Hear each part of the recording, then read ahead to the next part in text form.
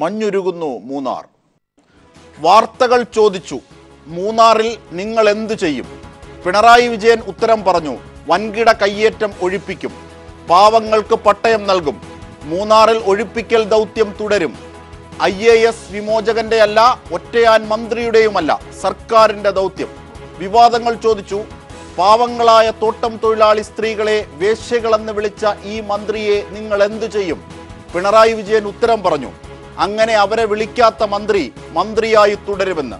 വീരനായും വില്ലനായും കോമാളിയായും ആളുകളെ കോലം കെട്ടിക്കുന്ന കോർപ്പറേറ്റ് മാധ്യമങ്ങൾ ഇത് കാണുന്നുണ്ടോ? ടെലിവിഷൻ ക്യാമറകൾക്ക് വേണ്ടി മിണ്ടുകയും ആടുകയും ചെയ്യുന്ന ഉദ്യോഗസ്ഥ പ്രമാണിമാരും അണികളില്ലാ നേതാക്കളും ഇത് കേൾക്കുന്നുണ്ടോ? ഹോട്ട് സീറ്റുകളിൽ ഇരുന്ന് വിറകൊണ്ട് പിണറായിയുടെ മുഖത്തേക്ക് കൈ ചൂണ്ടുന്ന മാധ്യമ സംസ്കാരങ്ങൾ ഒന്നറിയണം, മൂന്നാറിന്റെ സംഭവത്തിൽ എന്താണ് സർക്കാരിന്റെ നിലപാടെന്ന് ഔദ്യോഗികമായി മുഖ്യമന്ത്രി പ്രഖ്യാപിച്ചു കഴിഞ്ഞു. ഇവിടെ ഉയരുന്ന ചോദ്യം രണ്ടാണ്.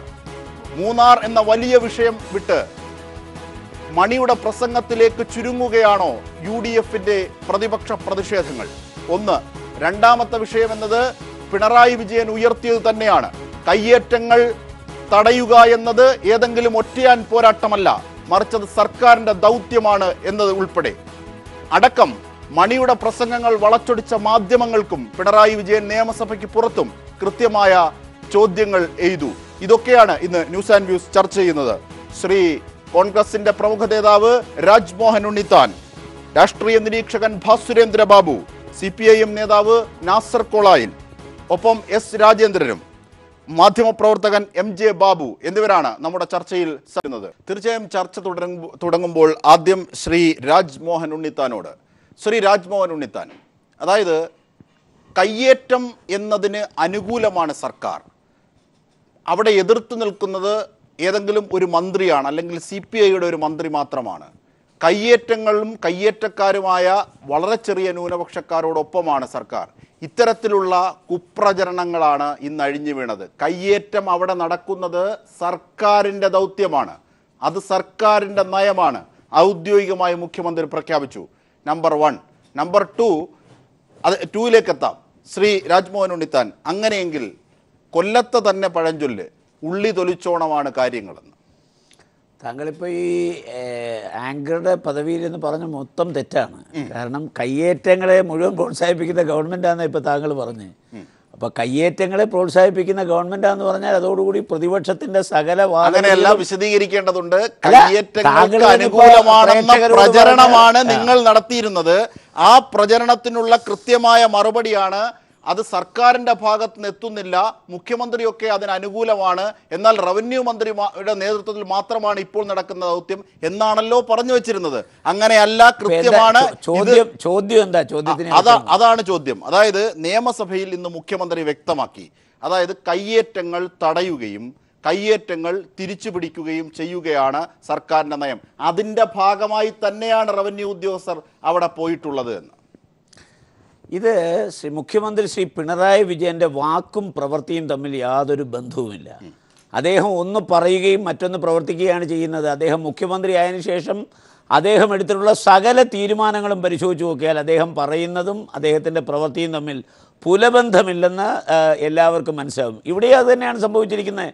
മൂന്നാറിൽ അദ്ദേഹം പറയുന്നു ഈ ഗവൺമെൻറ് കയ്യേറ്റം തടയും. കയ്യേറ്റത്തിന് നമ്മളിവിടെ ഒരു മാഗ്ന കാർട്ട എന്ന് പറയുന്നുണ്ടല്ലോ ഇടുക്കിയിൽ. 1/1970 ശേഷമുള്ളത് മുഴുവൻ കയ്യേറ്റമാണ്. അതിനു മുമ്പുള്ളത് കുടിയേറ്റമായി പ്രഖ്യാപിച്ച് 1/1977 അത് തിരുവനന്തപുരത്ത് വിക്ടോറിയ ടൗൺ ജൂബിലി ഹാളിൽ ശ്രീ AK ആൻ്റണി മുഖ്യമന്ത്രിയായിരിക്കുമ്പോൾ സർവകക്ഷി യോഗം വിളിച്ച ആ യോഗത്തിൻ്റെ തീരുമാനമാണ്. ഇന്ത്യയിലെ സകല നിയമവ്യവസ്ഥകളും അത് അംഗീകരിച്ചിട്ടുണ്ട്, സുപ്രീം കോടതി അടക്കം. അപ്പോൾ 1/1/77 മുമ്പുള്ളതെല്ലാം കുടിയേറ്റങ്ങളായി പ്രഖ്യാപിക്കാനും അതിനുശേഷമുള്ളതിനെ കയ്യേറ്റങ്ങളായി പ്രഖ്യാപിക്കാനുമാണ് തീരുമാനിച്ചത്. ഇവിടെ ഇപ്പോൾ എന്താ തർക്കം ഇടതുപക്ഷ ജനാധിപത്യ മുന്നണിയുടെ റവന്യൂ വകുപ്പ്, അതിലെ ഉദ്യോഗസ്ഥന്മാർ അവിടെ കയ്യേറ്റം തടയാൻ പോകുന്നു, കയ്യേറ്റം പിടിച്ചെടുക്കാൻ പോകുന്നു. സർക്കാരിൻ്റെ ഭൂമി സർക്കാരിലേക്ക്, കാട്ടിലെ തടി തേവരുടെ ആന വലിയട വലി എന്നുള്ളതാണ് കഴിഞ്ഞ കുറേ കാലമായി ഇടുക്കിയുടെ സ്ഥിതി. അതിനൊരു മാറ്റം വരുത്താൻ ഇടതുപക്ഷ ജനാധിപത്യ മുന്നണി സർക്കാരിൻ്റെ പ്രഖ്യാപിതമായ നയം, ലക്ഷ്യം, മുഖ്യമന്ത്രി പറയുന്ന അതാണല്ലോ. ആ നയവും ലക്ഷ്യവും പ്രാവർത്തികമാക്കാൻ അവിടെ പോയത് പ്രതിപക്ഷ നേതാവല്ല, ഞങ്ങളുടെ ആരുടെയും ഉദ്യോഗസ്ഥന്മാരല്ല. ഈ സർക്കാർ പിണറായി വിജയൻ്റെ ഗവൺമെൻറ്റിലെ റവന്യൂ മന്ത്രി, ആ റവന്യൂ മന്ത്രിയുടെ കീഴിൽ പ്രവർത്തിക്കുന്ന കളക്ടർ, സബ് കളക്ടർ, അവരാണല്ലോ ഭൂമി പിടിച്ചെടുക്കാൻ പോയത്. അവരാണല്ലോ അനധികൃതമായ ഭൂമിയാണെന്ന് കണ്ടെത്തിയിട്ട് പിടിച്ചെടുക്കാൻ പോയത്. ആ പിടിച്ചെടുക്കാൻ പോയതിനെ ആരാണ് തടസ്സപ്പെടുത്തിയത്? പ്രതിപക്ഷമാണോ? അതോ MLA ആണോ? അതോ മന്ത്രിയാണോ? അതോ പാർട്ടി നേതാക്കന്മാരാണോ? ആരാ തടസ്സപ്പെടുത്തിയത്? നമ്മുടെ ഭൂമി പിടിച്ചെടുക്കാനുള്ള അധികാരം, ഇവിടെ ഭൂപരിഷ്കരണ നിയമം പാസാക്കിയ ഒരു ഗവൺമെൻറ്റാണ് കേരളം ഭരിക്കുന്നത്. ആ ഭൂപരിഷ്കരണ നിയമത്തിൻ്റെ ഭാഗമായിട്ടാണ് ഈ ഭൂമി, കയ്യേറ്റ ഭൂമി പിടിച്ചെടുക്കുന്നത്. ആ കയ്യേറ്റ ഭൂമി പിടിച്ചെടുക്കുമ്പോൾ ആ ഭൂപരിഷ്കരണ നിയമത്തിൽ എവിടെയെങ്കിലും പറഞ്ഞിട്ടുണ്ടോ സർവകക്ഷി യോഗം വിളിച്ച് ആ സർവകക്ഷി യോഗത്തിൻ്റെ തീരുമാനത്തിൻ്റെ അടിസ്ഥാനത്തിൽ മാത്രമേ ഭൂമി പിടിച്ചെടുക്കാവുന്ന കേരള ഗവൺമെൻറ് 1957 പാസാക്കിയ ഭൂപരിഷ്കരണ നിയമത്തിൽ എവിടെയെങ്കിലും പറയുന്നുണ്ടോ? ഇവിടെ ഇപ്പോൾ മുഖ്യമന്ത്രി പറയുന്നത് ഇനി സർവകക്ഷി യോഗം വിളിച്ച് ആ യോഗത്തിൻ്റെ തീരുമാനത്തിൻ്റെ അടിസ്ഥാനത്തിൽ മാത്രമേ വിളിക്കാവുന്നുള്ളതാണ്. മാത്രമല്ല, ഇവിടെ ഭൂമി പിടിച്ചെടുക്കാൻ പോകുന്ന ആരോ ആവട്ടെ, 2 IAS ഓഫീസറെ, കളക്ടർ എന്ന് പറഞ്ഞാൽ IAS ആണ്, മറ്റേത് സബ് കളക്ടറും IAS ആണ്. അതും കേരളത്തിൽ 2ാം റാങ്ക് നേടി വിജയിച്ച MBBS പാസ്സായ ഒരു ഡോക്ടർ, അതിനുശേഷം അദ്ദേഹം IAS എഴുതി 2ാം റാങ്ക് മേടിച്ചാൽ. നമ്മളിവിടെ മനസ്സിലാക്കണം, ഒരു ഭരണഘടനാ സ്ഥാപനം, ആ ഭരണഘടനാ സ്ഥാപനത്തെ പരിപാലിക്കേണ്ട ആൾ, സംരക്ഷിക്കേണ്ട ആൾ, ഉദ്യോഗസ്ഥന്മാരെ തെറിവിളിച്ചും ഭീഷണിപ്പെടുത്തിയും അദ്ദേഹത്തിൻ്റെ പദവി, അദ്ദേഹത്തെ എല്ലാവരും ബഹുമാനിക്കേണ്ട ഒരു പദവിയിലാണ് ഇരിക്കുന്നത്. ആ പദവിയിൽ ഇരുന്നു കൊണ്ട് അദ്ദേഹം ഇങ്ങനെ ഉദ്യോഗസ്ഥന്മാരെ ജനങ്ങൾക്ക് അദ്ദേഹത്തെ എങ്ങനെ ബഹുമാനിക്കാൻ പറ്റും? താങ്കൾ ഇപ്പോൾ പറഞ്ഞ കാര്യങ്ങൾ, അതായത് മുഖ്യമന്ത്രി ഇന്ന് നിയമസഭയിൽ അറിയിച്ചത് 17/4/2017 ദേവികുളത്ത് റവന്യൂ ജീവനക്കാർ റവന്യൂ ഭൂമിയിൽ കയ്യേറ്റം നടത്തുന്നത് ഒഴിപ്പിക്കുകയുണ്ടായി. ഈ നടപടി ശരി തന്നെയാണ്. ഭൂസംരക്ഷണ കയ്യേറ്റവും കുടിയേറ്റവും 2ആയി കാണണം. മുഖ്യമന്ത്രിയുടെ സേനയോടൊപ്പം കയ്യേറ്റം ഒഴിപ്പിക്കാൻ ഉദ്യോഗസ്ഥർ പോയത് പോലീസിനെ അറിയിക്കാതെ അവിടേക്ക് പോയ നടപടി ശരിയല്ല. അതുകൊണ്ട് 21/4/2017 ഉന്നതതല യോഗം വിളിച്ച് റവന്യൂ പോലീസ് ഉദ്യോഗസ്ഥരുടെ ഏകോപന സംവിധാനം ഉണ്ടാക്കണമെന്നും കയ്യേറ്റക്കാരെ ഒഴിപ്പിക്കാൻ കൂട്ടായി ശ്രമിക്കണമെന്നും നിർദ്ദേശിച്ചിട്ടുണ്ട്. പാപ്പാത്തിച്ചോലയിൽ വർഷങ്ങൾക്ക് മുമ്പ് കയ്യേറിയ ഭൂമിയിൽ ക്രിസ്ത്യൻ ജീസസ് സഭ കുരിശ് സ്ഥാപിച്ചു എന്നതിൻ്റെ പേരിൽ അർദ്ധരാത്രി 1 മണിക്ക് 144 പ്രഖ്യാപിച്ച് പുലർച്ചെ കുരിശ് തകർക്കുകയും ചെയ്തു. പോലീസ് അറിയാതെയാണ് നിരോധനാജ്ഞ പ്രഖ്യാപിച്ചത്. അതായത് മുഖ്യമന്ത്രി പറഞ്ഞ കാര്യങ്ങൾ വളരെ സ്പഷ്ടമാണ് ഇന്ന് നിയമസഭയിൽ. അതായത് കയ്യേറ്റത്തിന് കൃത്യമായ എതിരാണ്, ഒരു കയ്യേറ്റവും അനുവദിക്കില്ല. പക്ഷെ പാവപ്പെട്ടവൻ്റെ കുടിയേറ്റങ്ങളെ കൈയിടുമ്പോൾ അതിനോട് മനുഷ്യത്വപരമായ സമീപനമുണ്ടാകും. ഇത് ഞങ്ങളുടെ പ്രകടന പത്രികയിൽ പറഞ്ഞ കാര്യമാണ് തെരഞ്ഞെടുപ്പിന് മുമ്പ്. അതാണ് ഞങ്ങൾ നടപ്പാക്കുന്നത്, ഞങ്ങളുടെ ഉദ്യോഗസ്ഥർ നടപ്പാക്കുന്നത്. പക്ഷെ ചെയ്തതിലെ ചില വീഴ്ചകളാണ് ചൂണ്ടിക്കാട്ടിയത്. അതല്ലേ ശ്രീ ഉണ്ണിത്താൻ താങ്കൾ ഇപ്പോൾ മാനിപ്പുലേറ്റ് ചെയ്യുന്ന മറ്റൊരു രീതിയിലല്ല? അത് അവിടെയാണ് ഇപ്പോൾ മനസ്സിലാക്കേണ്ടത്. അവിടെ 144 പ്രഖ്യാപിച്ചത് കളക്ടറാണ്. കളക്ടർക്ക് അതിനുള്ള അധികാരം ഉണ്ടോ ഇല്ലയോ എന്നൊക്കെ മുഖ്യമന്ത്രി തീരുമാനിക്കട്ടെ. അത് പറയുന്നുണ്ട്. അല്ല, മുഖ്യമന്ത്രിയെ കടത്തിവെട്ടി സംസാരിക്കാൻ ഇവിടെ, അല്ലെ മുഖ്യമന്ത്രിയെ കൊച്ചാക്കാൻ ഞാൻ ആഗ്രഹിക്കുന്നില്ല. 144 ഡിക്ലെയർ ചെയ്യാൻ chief judicial magistrate, executive magistrate ആയ കളക്ടർക്ക് അധികാരമുണ്ട്. ആ അധികാരം ഉപയോഗിച്ചതിനായിരിക്കണമല്ലോ അദ്ദേഹം ഇത് പ്രഖ്യാപിച്ചത്. ഇനി റവന്യൂ മന്ത്രി പോലീസിനെ അറിയിക്കാതെ അവിടെ എന്തെങ്കിലും നടപടി ഉണ്ടെങ്കിൽ ഇടതുപക്ഷ ജനാധിപത്യ മുന്നണി കൂട്ടുത്തരവാദിത്വം ഒരു ഗവൺമെന്റ് അല്ലേ? ആ കൂട്ടുത്തരവാദിത്വത്തിന്റെ ഭാഗമായി മുഖ്യമന്ത്രിക്ക് തന്റെ റവന്യൂ മന്ത്രിയെ വിളിക്കാമായിരുന്നില്ലേ? അദ്ദേഹത്തോട് പറയാമായിരുന്നില്ലേ? അല്ല മൈതാന പ്രസംഗം അല്ലൊരു മുഖ്യമന്ത്രി നടത്തേണ്ടത്. തൻ്റെ മന്ത്രിസഭയിലെ ഏതെങ്കിലും ഒരു മന്ത്രിയുടെ ഉത്തരവില്ലാതെ കളക്ടർ ഇങ്ങനെ പ്രവർത്തിക്കൂ, അല്ലെങ്കിൽ സബ് കളക്ടർ അങ്ങനെ പ്രവർത്തിക്കൂ? അപ്പോൾ സ്വാഭാവികമായി ഉദ്യോഗസ്ഥന്മാരെ അല്ല വിളിച്ചു വരുത്തി ഭീഷണിപ്പെടുത്തേണ്ടത്. അവിടെ ഭീഷണിപ്പെടുത്തുന്നത് റവന്യൂ മന്ത്രിയാണ്. Without my knowledge and consent നിങ്ങൾ ആരോട് ചോദിച്ചോണ്ട് ഇത് കൊടുത്തു? ഈ ഗവൺമെന്റ് ഭാഗമല്ലേ റവന്യൂ മന്ത്രി? ഈ ഗവൺമെന്റ് ഭാഗമല്ലേ പിന്നെ റവന്യൂ വകുപ്പ്? അപ്പൊ ഗവൺമെന്റ് അറിയാതെ, അപ്പൊ ഗവൺമെന്റ് എന്ന് പറയുമ്പോൾ ഐ ആം ദ സ്റ്റേറ്റ് എന്ന് പറയുന്ന ലൂയി 14 പോലെ ഇവിടെ 2 ഗവൺമെന്റ് ഉണ്ട്. ഒരു ഗവൺമെന്റ് ആണെങ്കിൽ ആ ഗവൺമെന്റ് ഭാഗമാണ് റവന്യൂ. രണ്ടാമതൊരു കാര്യം പറഞ്ഞിട്ട് അങ്ങ് പറഞ്ഞല്ലോ, ഈ മുഖ്യമന്ത്രി നിയമസഭയിൽ ഇതിനേക്കാൾ വലിയ കടുത്ത പ്രഖ്യാപനങ്ങളൊക്കെ പറഞ്ഞ് ഞങ്ങൾ കേട്ടിട്ടുണ്ട്. ഈ കട്ടിൽ കണ്ട് ഭരിക്കണ്ട, വിജിലൻസ് DGP മാറ്റുമെന്ന് ഒരാളും പ്രതീക്ഷിക്കണ്ട. വിജിലൻസ് DGP ഇപ്പൊ എവിടെ പോയി?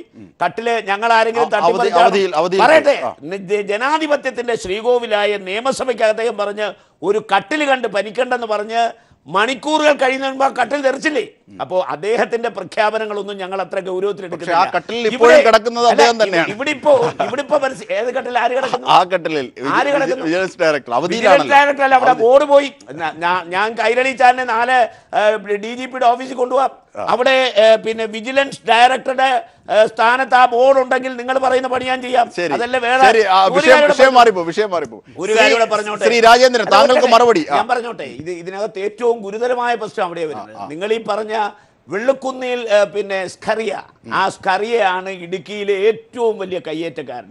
500-ലധികം ഏക്കർ ഭൂമിയാണ് അയാൾ കൈവശപ്പെടുത്തിയിരിക്കുന്നത്. Nedumkandam first class judicial magistrate കോടതിയിൽ 14 ക്രിമിനൽ കേസുകളാണ് അയാൾക്കെതിരെ ഉള്ളത്. അത് മുഴുവൻ വ്യാജ തണ്ടപ്പേരുണ്ടാക്കിയതിന്റെ പേരിൽ, വ്യാജ പട്ടയം ഉണ്ടാക്കിയതിന്റെ പേരിൽ 500 ഏക്കർ സ്ഥലം അയാൾ കൃത്യമായി കൈവശപ്പെടുത്തിയ രേഖകളുണ്ട്. അയാളുടെ മൂത്ത മകനാണ് ഈ ടോം സക്കറിയ എന്ന് പറയുന്ന അയാളാണ് ഇവിടെ ഈ കുരിശ് സ്ഥാപിച്ചത്. ഞാൻ ചോദിച്ചത്, ഇത്രയും വലിയ ഒരു കമ്മ്യൂണിസ്റ്റ് നേതാവ്, ഇന്ന് വരെ കുരിശ് കണ്ടാൽ പേടിക്കാത്തൊരു നേതാവ്, ഇപ്പോ ഇടുക്കിയിലെ ഏറ്റവും വലിയ കയ്യേറ്റക്കാരൻ വീണ്ടും കയ്യേറാനായി 10-100 ഏക്കർ വളഞ്ഞു വെച്ച് അത് കയ്യേറി അതിന് പട്ടയം ഉണ്ടാക്കി അത് വിറ്റ് കാശാക്കാൻ വേണ്ടി ശ്രമിച്ച ആ ടോം സ്കറിയ, ആ കുരിശിന് കേരളത്തിലെ ഏതെങ്കിലും ഒരു സഭാ മേലധ്യക്ഷന്മാർ ഇതിനനുകൂലമായ ഒരു പ്രതികരണം നടത്തിയോ? ഇതിന്റെ പേരിൽ എല്ലാവരും പറഞ്ഞു അടക്കം കുരിശിനോട് അപമര്യാദ കാട്ടിയെന്ന് പറഞ്ഞു. നിങ്ങളുടെ PP തങ്കച്ചൻ പോലും UDF യോഗത്തിന് ശേഷം അത് പറഞ്ഞു. ഞങ്ങൾ എന്താ പറഞ്ഞത്? ഞങ്ങൾ ഒറ്റ കാര്യം പറഞ്ഞിട്ടുള്ളൂ, ദൃശ്യമാധ്യമങ്ങളെ വിളിച്ച് ഈ കാഴ്ച മാലോകരെ കാണിക്കണം, മുഖ്യമന്ത്രി വലിച്ചു പൊളിക്കണം. അത് തന്നെയാണ് ഇത് കയ്യേറാനുള്ള അതിന്റെ പ്രതീകമല്ല കുരിശ്, ത്യാഗത്തിന്റെ പ്രതീകം. അല്ലാതെ കള്ളക്കടത്തുകാർക്കും കള്ളക്കച്ചവടക്കാരനും ഉപയോഗിക്കാനുള്ള കുരിശ്. അതുകൊണ്ട് ഇപ്പതാ പറയുന്നു, ഇനി PP തങ്കച്ചന്റെ വായിൽ നിന്ന് എന്തെങ്കിലും സ്ലിപ്പ് പറ്റിയിട്ടുണ്ടെങ്കിൽ ഞാൻ തിരുത്തുകയാണ്. ഒരു കാരണവശാലും അത് പൊളിച്ചതിനെ ഞങ്ങൾ പിന്നെ എതിർക്കുന്നില്ല. ഈ ഗവൺമെന്റ് ചെയ്ത ഒരു അനാദരവില്ല. അത് ഞാൻ പറഞ്ഞത് ക്രിസ്ത്യൻ സഭകൾ പറഞ്ഞല്ലോ, ഈ കുരിശ് അങ്ങനെ കൊണ്ടുവയ്ക്കേണ്ട ഒരു കുരിശല്ല. ഇത് ജനങ്ങൾ ബഹുമാനിക്കുന്ന ആദരിക്കുന്ന കുരിശാണ്. ഇത് കള്ളന്മാർക്ക് കൊണ്ടുവച്ച ഭൂമി തട്ടിയെടുക്കാനുള്ള. തീർച്ചയായും ശ്രീ രാജേന്ദ്രൻ, ഇങ്ങനെയാണ്, അതായത് കയ്യേറ്റക്കാരെ എതിർക്കുന്നു അല്ലെങ്കിൽ കയ്യേറ്റക്കാർക്കെതിരായ നടപടി ഉണ്ട് എന്ന് പറയുമ്പോൾ തന്നെ അതിലുള്ള ചില വൈരുദ്ധ്യങ്ങളാണ് ചൂണ്ടിക്കാട്ടുന്നത്. റവന്യൂ മന്ത്രി ഗവൺമെന്റിന്റെ കൂട്ടുത്തരവാദിത്വം അല്ലാതെ നിൽക്കുന്നതാണോ ഈ സബ് കളക്ടറിന്റെ മാത്രം ഒറ്റതിരിഞ്ഞുള്ള പോക്കിന് കാരണം? ഇത്തരത്തിൽ ഒരുപാട് ചോദ്യങ്ങൾ ഉയർത്തുമ്പോൾ അതിന് കൃത്യമായി മറുപടി പറയേണ്ടതുണ്ട്. ശരിയാണ്, ശ്രീ ഉണ്ണിത്താൻ തന്നെ ഇവിടെ മറ്റൊരു സ്വഭാവത്തിൽ അംഗീകരിച്ചു. അതായത് ഒരു 2ാം മൂന്നാർ ദൗത്യം തുടങ്ങുമ്പോൾ ഒരു വലിയ കയ്യേറ്റത്തെ പിടിച്ചുകൊണ്ടായിരുന്നു തുടങ്ങേണ്ടിയിരുന്നത്. കേവലം 10 സ്ക്വയർ സെന്റിമീറ്റർ നിൽക്കുന്ന ഒരു കുരിശിലേക്കാണോ പൊളിക്കൽ എത്തുന്നത് എന്ന ഒരു ചോദ്യം അദ്ദേഹത്തിന്റെ വാക്കുകളിൽ തന്നെ വൈരുദ്ധ്യമായി ഉണ്ട് എന്ന് ഞാൻ നോക്കിക്കാണുകയും ചെയ്യുന്നു. അങ്ങനെയാണെങ്കിൽ ഇത്തരത്തിലുള്ള ചോദ്യങ്ങളോട് എങ്ങനെയാണ് നിങ്ങളുടെ പാർട്ടി മറുപടി പറയുക? ശ്രീ രാജേന്ദ്രൻ, കാര്യത്തില് ഇപ്പൊ എനിക്ക് സംസാരിച്ച ബഹുമാനീയനായ അദ്ദേഹത്തിന്റെ ഗവൺമെന്റ് ഉള്ള സമയത്ത് എല്ലാ നടപടിയും സ്വീകരിക്കായിരുന്നു. എന്തുകൊണ്ട്? അതിനു മുമ്പ് കോടിയേരി കഴിഞ്ഞ LDF ഗവൺമെന്റ് കാലത്ത് ഒരു നിയമം കൊണ്ടുവന്നു, ട്രിബ്യൂണൽ. ആ ട്രിബ്യൂണലിൽ പറഞ്ഞിരുന്നു, സർക്കാർ ഭൂമി നിയമപരമായാണോ, അങ്ങനെ നിയമപരമാണ് എങ്കിൽ എന്തെല്ലാം നിബന്ധനകളിലൂടെയാണ് ആളുകൾ ഭൂമി വെച്ചിരിക്കുന്നത്. ഇനി നിബന്ധന പ്രകാരം കൈവശം വെക്കാനുള്ള രേഖയില്ലെങ്കിൽ എത്ര കാലമായി കുടിയേറ്റക്കാരായിരിക്കുന്നു. ഇത് കണ്ടെത്തി സർക്കാരിന്റെയും ഉപഭോക്താക്കളുടെയും അവകാശബോധം നിലനിർത്തി തിരുത്തി വ്യക്തത ഉണ്ടാക്കാനാണ് അന്ന് ഉണ്ടായിരുന്നത് ട്രിബ്യൂണലായി നിയമം കൊടുത്തത്. എനിക്ക് മുമ്പ് സംസാരിച്ച അദ്ദേഹം പറഞ്ഞല്ലോ, കുറെ പ്രസിദ്ധീകരിച്ചല്ലോ. ഈ പറഞ്ഞതിന് അദ്ദേഹത്തിന് എന്താ മറുപടി ഉള്ളത്? അതിനെ നോക്കുകുത്തിയാക്കി തലതിരിച്ച് 2 വ്യക്തികൾ തമ്മിലുള്ള അതിർതർക്കത്തിന് വേണ്ടി ഒരു ട്രിബ്യൂണലെ സിവിൽ കോടതി പോലെയാക്കി. ഇവിടെ നിലവിൽ പല സിവിൽ കോടതി ഉള്ളപ്പോഴും ട്രിബ്യൂണലെ ഒന്നുമില്ലാതെ ആക്കി അവസാനം അത് അടച്ചുപൂട്ടേണ്ട ഗതികേടിലോട്ടാണ് കൊണ്ടെത്തിച്ചത്. അതുകൊണ്ട് അദ്ദേഹം പറയുന്ന കാര്യത്തിനോട് ഇക്കാര്യത്തിൽ മറ്റൊരു അഭിപ്രായം പറയുവാൻ ആഗ്രഹിക്കുന്നില്ല. പിന്നെ ഇവിടെ പറഞ്ഞത്, ഇവിടെ ഇപ്പോൾ ഞാൻ പറയുന്നു, ഇവിടെ IAS സംബന്ധിച്ച് പറഞ്ഞല്ലോ, അതേക്കാൾ പ്രഗത്ഭനായ പ്രബുദ്ധരായ ആളുകൾ, IAS കിട്ടാതെ അതിഭയങ്കര ബുദ്ധിജീവികളായിട്ടുള്ള ആളുകൾ നാട് ഭരണം നടത്തിയിട്ടുണ്ട്. IAS കാരനാണോ? അഥവാ നമ്മൾ ജനാധിപത്യത്തിന് വിശ്വസിക്കുമ്പോൾ ഒരു IAS കാരന്റെ പുറയിലല്ല പോകേണ്ടത്, എന്നാൽ കൂട്ടായാണ് പോകേണ്ടത്. ഇവിടെ കൂട്ടായി പ്രവർത്തിക്കണമെന്ന് പറഞ്ഞപ്പോൾ എന്താ സംഭവിച്ചത്? സുരേഷ് കുമാറിന്റെ പ്രേതം ഇവിടെ കറങ്ങാണ്. അതിന്റെ കൂടെ പത്രമാധ്യമങ്ങള്, അതിന്റെ കൂടെ നീലകണ്ഠനെ പോലുള്ള ആളുകൾ, വിദേശ പണം, ആ കാശ് UNDP-യിലൂടെ NGO-യ്ക്ക് നൽകുകയും അതിന്റെ പ്രചരണവും ഈ പ്രവർത്തനവും ഈ മേഖലയിൽ ഈ പ്രദേശത്തെ ഇല്ലാതാക്കാന്ന് വെച്ചാൽ ജനജീവിതത്തിന്റെ ഇവിടെ കുടിയേറ്റക്കാരായിട്ടുള്ള വിവിധ ജില്ലകളിൽ നിന്ന് എത്തിച്ചേർന്നവരെ ഈ പ്രദേശം വിട്ട് ഇറങ്ങിപ്പോകുവാൻ സാഹചര്യം സൃഷ്ടിക്കുന്ന ഒരു പ്രവർത്തനം സംഘടിപ്പിക്കുന്നതിലേക്ക് അത് തന്നെയാണ് ശ്രീ രാജേന്ദ്രൻ, അത് തന്നെയാണ് ഉണ്ണിത്താൻ ചോദിച്ചത്. അത് തന്നെയാണ്. അതായത് കയ്യേറ്റങ്ങൾ ശരിയാണ്, നിങ്ങളുടെ പാർട്ടിയുടെ നയം അല്ലെങ്കിൽ സർക്കാരിന്റെ നയം കയ്യേറ്റങ്ങളെ ഒഴിപ്പിക്കണം, കുടിയേറ്റങ്ങൾ സമവായത്തിലൂടെ പ്രശ്നങ്ങൾ ഒതുക്കി തീർക്കണം. പക്ഷെ ഉണ്ണിത്താൻ ഉയർത്തിയ ഒരു ചോദ്യം, അങ്ങനെയാണെങ്കിൽ ഇത് സർക്കാർ നയത്തിന്റെ ഭാഗമായിട്ടാണ് ഉദ്യോഗസ്ഥർ ഇത്തരത്തിൽ കയ്യേറ്റ വേട്ട നടത്തുന്നത് എങ്കിൽ പിന്നെ എങ്ങനെയാണ് സർക്കാരിനെ അനുസരിക്കാതെയുള്ള പോക്കുകൾ ഉദ്യോഗസ്ഥർക്ക് പോകാനാകുന്നത്? ആ വൈരുദ്ധ്യത്തെ എന്തുകൊണ്ട് നിങ്ങളുടെ കൂട്ടുത്തരവാദിത്തക്കേട് എന്ന വാക്കാണ് അദ്ദേഹം അതിന് ആയി ഉപയോഗിച്ചത്? റവന്യൂ മന്ത്രി ഒരു പോക്ക്, സബ് കളക്ടർ വേറൊരു പോക്ക്, ഇത്തരത്തിലേക്ക് ഒരു കോർഡിനേഷൻ നടക്കുന്നില്ലേ എന്ന വിമർശനത്തിന് മറുപടി പറയൂ ശ്രീ രാജേന്ദ്രൻ. അതാണ് ഞാൻ പറഞ്ഞു വന്നത്.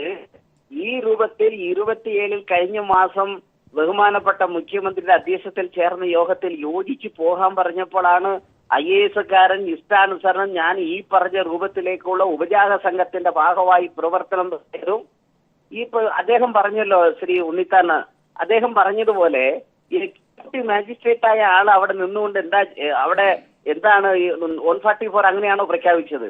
ആ പ്രദേശത്തെങ്ങാനും പോയോ? ഇതൊന്നുമില്ലാതെ ആളില്ലാത്ത സ്ഥലത്ത് 144 എന്താ അതിന്റെ ഒരു 140 144 ആണെങ്കിൽ അത് എങ്ങനെ പ്രഖ്യാപിക്കണമെന്നുള്ള പ്രൊസീജിയർ പോലും കംപ്ലീറ്റ് ചെയ്തില്ല. മറ്റൊന്ന്, ഈ അവിടെ ഭൂമി എടുത്തോട്ടെന്ന് ഈ എത്ര ആള് സർക്കാരിന്റെ ഭൂമി സർക്കാരിന് എടുക്കുന്നതിനൊന്നും പ്രയാസമില്ല. ഇല്ല, ഈ സർക്കാരിന്റെ ഭൂമി മറ്റൊരാളുടെയാണെന്നുള്ള നിലയിലേക്ക് വരുത്തി തീർത്തിക്കൊണ്ട് ഗവൺമെന്റിന്റെ ഭൂമി തന്നെ മറ്റൊരാളുടെ കൈവശത്തിലുള്ള ഭൂമിയാണ് അല്ലെങ്കിൽ കയ്യേറിയ ഭൂമിയാണെന്ന് വരുത്തി തീർത്തിക്കൊണ്ട് ഇവിടെ ഇടുക്കി ജില്ലയിൽ മാത്രമല്ല കേരളത്തിലുടനീളം ദുഃഖവെള്ളിക്ക് ആളുകൾ മലകയറാറുണ്ട്.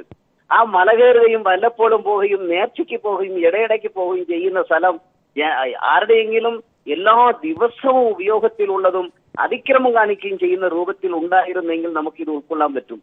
ആ കുറിച്ച് ഇനി കണ്ടെത്തി അങ്ങനെയാണെങ്കിൽ ഇന്ന് കേരളത്തിൽ എല്ലാ സ്ഥലത്തും കണ്ടെത്തണ്ടേ? അതുകൊണ്ടാണ് പറയുന്നത്. അതുകൊണ്ടാണ് കാതലായ അതിലേക്ക് തന്നെ വന്നു. ശ്രീ MJ ബാബു, ഒരു മൂന്നാർ സ്പെഷ്യലിസ്റ്റ് ആണ് താങ്കൾ.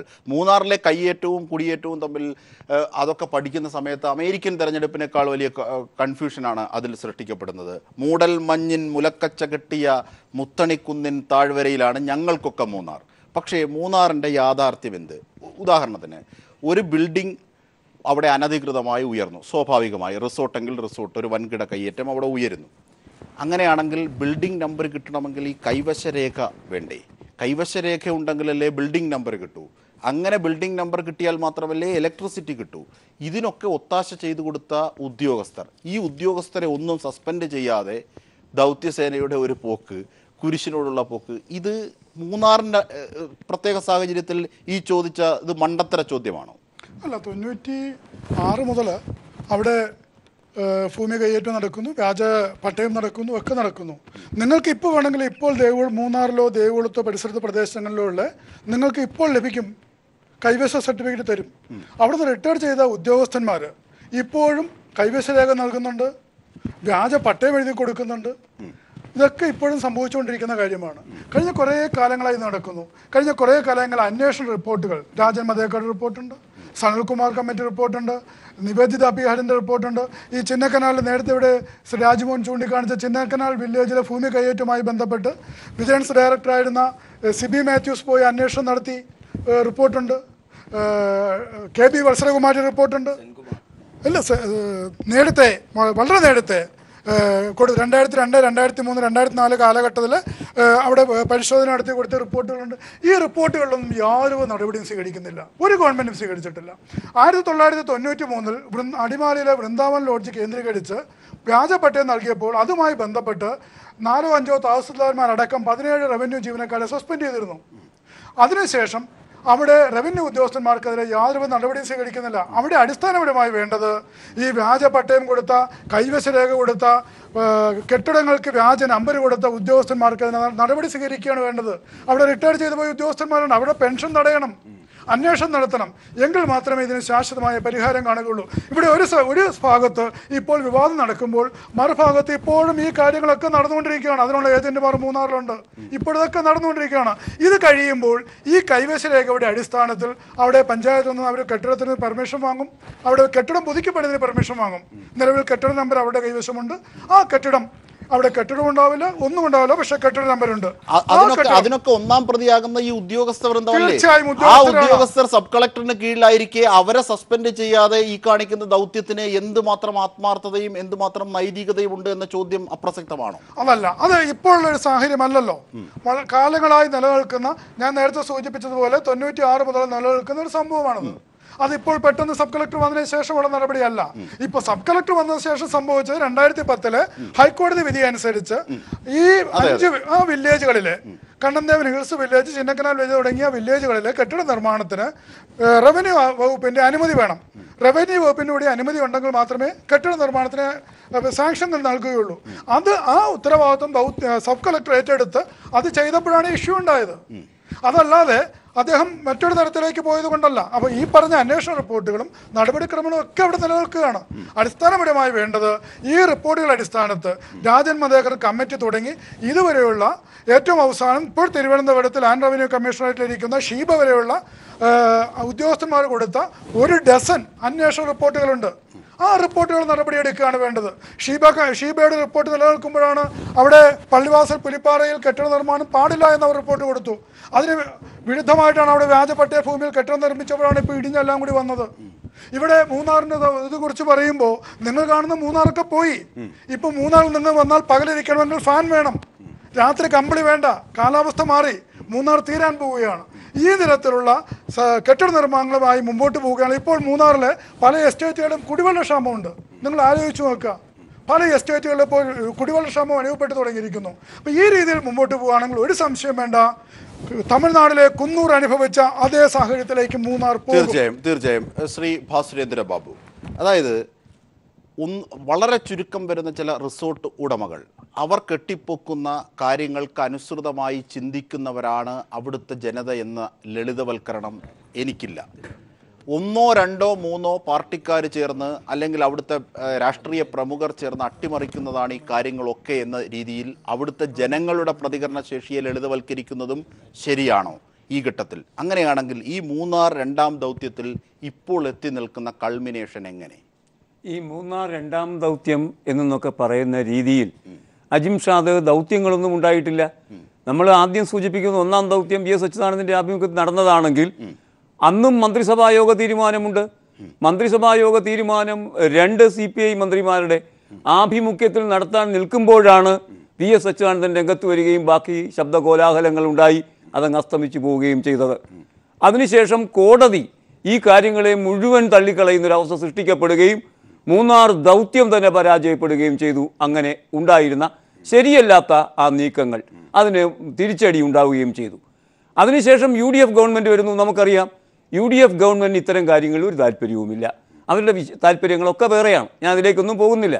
അതുകൊണ്ട് മൂന്നാർ ശാന്തമായി പോകും. വീണ്ടും ഇടതുപക്ഷ സർക്കാർ വന്നപ്പോൾ അവർ പഴയതുമാതിരി CPIയുടെ ആളുകളാണ്. അവർ വീണ്ടും റവന്യൂ വകുപ്പ് ഉപയോഗിച്ചുകൊണ്ട് കയ്യേറ്റം ഒഴിപ്പിക്കാനുള്ള ശ്രമങ്ങൾ ആരംഭിക്കുന്നു. ആ ശ്രമങ്ങളെ നമുക്ക് ശ്ലാഘിക്കണം. കാരണം കയ്യേറ്റം അവിടെ നടന്നിട്ടുണ്ട്. ആ കയ്യേറ്റ ഭൂമിയിൽ റിസോർട്ടുകൾ വെച്ച് അത് ഒരുപക്ഷെ അത് ആവശ്യപ്പെടുന്ന മൂന്നാറിൻ്റെ പാരിസ്ഥിതിക പ്രശ്നവും മൂന്നാറിൻ്റെ എന്താ പറയുക ടൂറിസം ഇൻഡസ്ട്രിയുടെ ആവശ്യത്തിലധികം എന്ന നിലയ്ക്കുമുള്ള റിസോർട്ടുകൾ സ്ഥാപിച്ച ആളുകൾ അവരാരും തന്നെ മൂന്നാറുകാരല്ല. മൂന്നാറിന് പുറത്തുള്ള ആളുകൾ പണക്കാർ ചെയ്തു കൂട്ടിയ കാര്യങ്ങളാണത്. അത് പരിശോധിക്കപ്പെടണം. അതുമായി ബന്ധിപ്പിച്ച് അനധികൃതമായ കയ്യേറ്റമുണ്ടെന്ന് തെളിയിക്കപ്പെട്ടാൽ, ഞാനത് സൂചിപ്പിക്കുന്നത് ഇപ്പോൾ ഈ സർക്കാർ പറയുന്നത് 3 സെന്റ് 5 സെന്റ് 7 സെന്റ് 10 സെന്റ് വരെ താമസത്തിനായി ആളുകൾ കയ്യേറിയിട്ടുണ്ടെങ്കിൽ പോലും, അതാണ് പ്രയോഗം, കയ്യേറിയിട്ടുണ്ടെങ്കിൽ പോലും അത് പൊളിക്കാൻ പാടില്ല. അതാണല്ലോ അവരുടെ കൈവശത്തുനിന്ന് അത് പിടിച്ചെടുക്കാൻ പാടില്ല. ഇങ്ങനെ 5 സെന്റും 10 സെന്റും പിടിച്ചു വെച്ച് പട്ടയം, അതേതെങ്കിലും രീതിയിലുള്ള 5 സൈസ് പട്ടയങ്ങളുണ്ട് അവിടെ. ആ പട്ടയമുള്ള ഭൂമി അതാണ് റിസോർട്ടുകാർ വാങ്ങുന്നത്. 10 പേരുടെ നിന്ന് 5 സെന്റ് വെള്ള ഇത് വാങ്ങിയാൽ 50 സെന്റായി റിസോർട്ട് സ്ഥാപിക്കാം. ഈ നിലയ്ക്കാണ് റിസോർട്ടുകൾ വന്നിരിക്കുന്നത്. വളരെ ഇൻട്രിക്കേറ്റ് ആണ് അവിടുത്തെ ഭൂവുടമ പ്രശ്നങ്ങൾ. എളുപ്പം പരിഹരിക്കാവുന്നതല്ല. പരിഹരിക്കാവുന്നത് എളുപ്പമല്ല എന്ന് മാത്രമല്ല, ഉദ്യോഗസ്ഥന്മാർക്ക് അത് പരിഹരിക്കാനാവില്ല. കോടതികൾക്ക് വ്യവഹാരങ്ങളിലൂടെയും പരിഹരിക്കാനാവില്ല. കോടതികൾക്കോ ഉദ്യോഗസ്ഥന്മാർക്കോ മാത്രം പരിഹരിക്കാൻ കഴിയാത്ത അവിടുത്തെ ഭൂവുടമ പ്രശ്നവും അവിടുത്തെ പാരിസ്ഥിതിക പ്രശ്നവും അതുപോലെ തന്നെ അവിടുത്തെ വ്യവസായം, ടൂറിസ്റ്റ് വ്യവസായവും ഒക്കെ പരിഹരിക്കപ്പെടുന്നത് രാഷ്ട്രീയ നേതൃത്വത്തിൻ്റെ കീഴിൽ മാത്രമാണ്. വേറെ ഒരു വഴിയും അക്കാര്യത്തിൽ മൂന്നാറിനില്ല. അത്തരമൊരു രാഷ്ട്രീയ നേതൃത്വത്തിൻ്റെ കീഴിൽ അത് അത്തരം വീക്ഷണങ്ങളുടെ കീഴിൽ പരിഹരിക്കപ്പെടണമെങ്കിൽ ശ്രീ ഉണ്ണിത്താൻ നേരത്തെ പറഞ്ഞല്ലോ, 1/1/77 ശേഷം ഉള്ള കാര്യങ്ങൾ മാത്രമേ കയ്യേറ്റമായി കാണുകയുള്ളൂ. ആ 1/1/77 മുമ്പുള്ളതെല്ലാം നമ്മൾ അംഗീകരിച്ചു കൊടുക്കുന്നു, കയ്യേറ്റങ്ങളെ പോലും. അങ്ങനെ ഒരു കട്ട് ഓഫ് ഡേറ്റ് ഉണ്ടാക്കാൻ 57 ഭൂപരിഷ്കരണം എവിടെയും പറഞ്ഞിട്ടില്ല. പക്ഷേ അന്ന് ഉണ്ണിത്താൻ പറഞ്ഞതുമാതിരി സർവകക്ഷി യോഗം വിളിച്ചാണ് തീരുമാനിച്ചത്. ഇവിടെയും സർവകക്ഷി യോഗം വിളിക്കണമെന്നാണ് പിണറായി വിജയൻ പറയുന്നത്. ഉണ്ണിത്താൻ അത് അപഹാസ്യമാണ്, അത് തെറ്റാണെന്ന് അദ്ദേഹം പറയും. അന്ന് സർവകക്ഷി യോഗം വിളിച്ചിട്ടാണ് തീരുമാനിച്ചതും പ്രഖ്യാപിച്ചതും 1/1/77. അത് അദ്ദേഹം പറഞ്ഞതാണ്. അപ്പൊ എന്തുകൊണ്ട് സർവകക്ഷി യോഗം വേണ്ടി വരുന്നു? എല്ലാവരെയും സമീകരിച്ചുകൊണ്ട് മാത്രമേ അത് സാധ്യമാവൂ. അതെടുക്കുന്നതിന് പകരം ഒരു ഓഫീസറുടെ ചങ്കൂറ്റത്തിൻ്റെ പിറകിൽ ചാനലുകളുമായി അണിയിച്ച് ഒരു പുല്ലും സംഭവിക്കാൻ പോകുന്നില്ല. അതാണ് പ്രശ്നം. അങ്ങനെ വരുമ്പം ഞാൻ പറഞ്ഞില്ലേ, കോടതികൾ കൊണ്ട് പരിഹാരം ഉണ്ടാവില്ല. കോടതികൾ കൊണ്ട് പരിഹാരം ഉണ്ടാവില്ല എന്ന് പറഞ്ഞാൽ അജിം ഷാദെ ഞാൻ തെളിവ് തരാം. VS അച്യുതാനന്ദൻ അടിച്ചു പൊളിച്ച റിസോർട്ടുകളുണ്ടല്ലോ, അവർ കോടതിയിൽ പോയി. കോടതിയിൽ പോയപ്പോൾ ഒരു കാര്യം പറഞ്ഞ് നിർത്തിക്കോട്ടെ, അന്ന് കോടതി പറഞ്ഞത് എന്താ? കോടതി ഗവൺമെന്റ് വാദിച്ചു ഇതൊക്കെ കള്ളപ്പട്ടയമാണ്.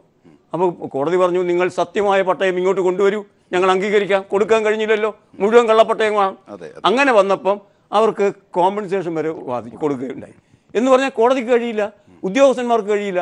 രാഷ്ട്രീയ നേതൃത്വത്തിന്, ഉയർന്ന സമവായത്തിന്, സർവകക്ഷി യോഗത്തിന്, അതുമാതിരി തന്നെ മുഖ്യമന്ത്രി പറയുന്നത് മാതിരി പാരിസ്ഥിതിക പ്രവർത്തകരുടെ അവരുമായി കൺസൾട്ട് ചെയ്ത്, പൊതുപ്രവർത്തകരുമായി കൺസൾട്ട് ചെയ്ത്, മാധ്യമപ്രവർത്തകരുമായി കൺസൾട്ട് ചെയ്തിട്ടൊക്കെ മാത്രമേ ഈ കാര്യം പരിഹരിക്കാൻ കഴിയൂ. വേറെ വഴിയില്ല. തീർച്ചയായും പഴയ രവീന്ദ്രൻ പട്ടയത്തിൻ്റെ കാലമല്ല, മൂന്നാർ ദൗത്യത്തിന് ശേഷവും ഇത്രയേറെ നിരീക്ഷണ ക്യാമറകൾ ഉള്ളപ്പോൾ ഈ സംഭവവികാസങ്ങളൊക്കെ പുരോഗമിച്ചത് താങ്കൾ പറഞ്ഞതിലേക്ക് തന്നെയാണ് കാര്യങ്ങൾ എത്തിക്കുന്നത്. ഒപ്പം ഒരു കാര്യം, സുരേഷ് കുമാറിൻ്റെ ദൗത്യസംഘത്തിനെതിരെ ആദ്യം എത്തിയിരുന്നത് CPI-ക്കാർ തന്നെയായിരുന്നല്ലോ.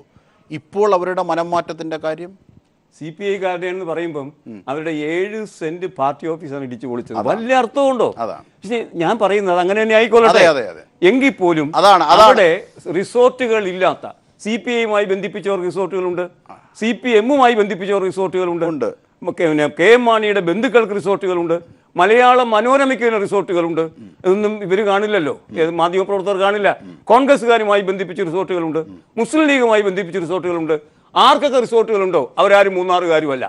അങ്ങനെ ആ റിസോർട്ടുകൾ ഉൾപ്പെടെ അവിടുത്തെ ജനജീവിതത്തെ സഹായിക്കുന്ന ഒരു വലിയ പ്രക്രിയയുണ്ട്. അതുകൊണ്ടാണ് ഈ ജനങ്ങളൊക്കെ അതുമായി ബന്ധപ്പെട്ട് നിൽക്കുന്നത്. അതാണ് സമവായം എന്നതിൻ്റെ പ്രസക്തി അവിടെ മനസ്സിലാകുന്നത്. അങ്ങനെയാണെങ്കിൽ 2 വരി കവിതയോടുകൂടി നമുക്ക് ചർച്ചയുടെ 2ാം ഘട്ടത്തിലേക്ക് കടക്കാം. വിശ്വസിച്ചിരുന്നപ്പോൾ അവൻ ആൾക്കൂട്ടത്തിൽ ഒരുവൻ, ആരും അവനെ തിരിച്ചറിഞ്ഞില്ല. ഒറ്റുകാരനായപ്പോൾ ലോകം മുഴുവൻ അവനെ കണ്ടു. തീർച്ചയായും ചിലർക്ക് ഇത് ബാധകമായി വരുന്നു. അങ്ങനെയാണെങ്കിൽ മൂന്നാർ എന്ന വലിയ വിഷയം വിട്ട് മണിയാശാന്റെ പ്രസംഗം എന്നതിലേക്ക് ചുരുങ്ങുകയാണോ UDF-ന്റെ പ്രതിഷേധം? അതിലേക്ക് എത്താം. ശ്രീ നാസർ കൊളായി, ശ്രീ ഉണ്ണിത്താൻ, MJ ബാബു, ഭാസുരേന്ദ്ര ബാബു തുടരും. തീർച്ചയായും ശ്രീ നാസർ കൊളായി, അതായത് ഒരുപക്ഷെ MM മണി പറയാത്ത കാര്യങ്ങൾ അല്ലെങ്കിൽ അടിസ്ഥാനരഹിതമാണ് എന്ന് സൂചിപ്പിക്കുന്ന പല കാര്യങ്ങളും ഇന്നലെ പീപ്പിൾ TV തന്നെ വ്യക്തമാക്കിയതാണ്. അക്ഷരങ്ങൾ അടിച്ച്, അതായത് ചാനലുകാർ, ഉദ്യോഗസ്ഥർ എന്നിവർ വിവിധ കാലങ്ങളിൽ, സുരേഷ് കുമാറിൻ്റെ കാലഘട്ടത്തിലും അതിനുശേഷം പെമ്പുളൈ ഒരുമയുടെ കാലഘട്ടത്തിലും സമര കാലഘട്ടത്തിലുമൊക്കെ മാധ്യമപ്രവർത്തകരും ഉദ്യോഗസ്ഥരും തമ്മിലുള്ള അവിശുദ്ധമായ കൂട്ടുകെട്ട് എന്ന രാഷ്ട്രീയ ആരോപണമാണ് MM മണി ഉന്നയിച്ചത്. ഇന്ന് നിയമസഭയിൽ ഇത്രാം മിനിറ്റിൽ ഇങ്ങനെയൊക്കെയാണ് സ്ത്രീകളെ അപമാനിക്കുന്ന വാക്കുകൾ പറഞ്ഞതെന്ന് പറയാൻ കോൺഗ്രസ് നേതാക്കൾക്കായില്ല. വസ്തുതകൾ ഫോർമലായി നൽകുക എന്നതാണല്ലോ നിയമസഭയുടെ ഒരു പ്രത്യേകത. അതവിടെ നടന്നില്ല. എന്നാൽ UDF കൂടി തീരുമാനിക്കുന്നു മുഴുവൻ കാര്യങ്ങളും, മൂന്നാർ എന്ന വലിയ വിഷയവും പട്ടയ വിതരണം അടക്കമുള്ളതിലേക്കും ഒന്നും പോകാതെ MM മണി എന്ന വ്യക്തിയുടെ പ്രസംഗത്തിനെ എതിർത്തുകൊണ്ട് രാജിയിലേക്ക് പോകണം എന്നതിലേക്ക് UDF-ന്റെ പ്രക്ഷോഭം ഒതുങ്ങുകയാണ്. മണിയാശാന്റെ ആ പ്രസംഗത്തിന്റെ പരിപ്രേക്ഷ്യത്തിൽ എങ്ങനെ ഈ ചർച്ചയെ വികസിപ്പിക്കാം? താങ്കളുടെ അഭിപ്രായം ശ്രീ നാസർ കൊളായി. മുന്നാറിനെ കുറിച്ചുള്ള ചർച്ചകളുടെ ഒന്നാം ഭാഗം ശ്രദ്ധിക്കുകയായിരുന്നു. അതിൻ്റെ നിയമവശങ്ങളിലേക്ക് ഞാൻ കടക്കുന്നില്ല. പക്ഷേ ഈ വിവാദം ഇപ്പോൾ നിങ്ങൾ പറഞ്ഞതുപോലെ ഇന്ന് മുതൽ ഈ വിഷയം മാറി മണിയാശാൻ രാജിവെക്കണം എന്നുള്ളിടത്ത് ആണ് ഇന്ന് അസംബ്ലിയിൽ വരെ ഈ ചർച്ച നടന്നിട്ടുള്ളത്. അതൊരു പ്രസംഗത്തിനെ ബേസ് ചെയ്തിട്ടാണ് ഈ സംഭവം നടക്കുന്നത്. സത്യത്തിൽ ശനിയാഴ്ച നടന്ന ഒരു പ്രസംഗം, ആ പ്രസംഗത്തിൽ ഇവിടെ നേരത്തെ സൂചിപ്പിച്ചതുപോലെ കലക്ടർക്കെതിരും സബ് കലക്ടർക്കെതിരും ഒക്കെയുള്ള വാർത്തകൾ വന്നു എന്ന് പറഞ്ഞാൽ അതിൻ്റെ വിശദീകരണത്തിലേക്ക് ഒന്നും കിടക്കുന്നില്ല. ആ വാർത്തയിൽ നിന്ന് ആ പ്രസംഗത്തിൻ്റെ രണ്ടാം ഭാഗമായിട്ടാണ് പിറ്റേ ദിവസം പുതിയ സംഭവങ്ങൾ വരുന്നത്.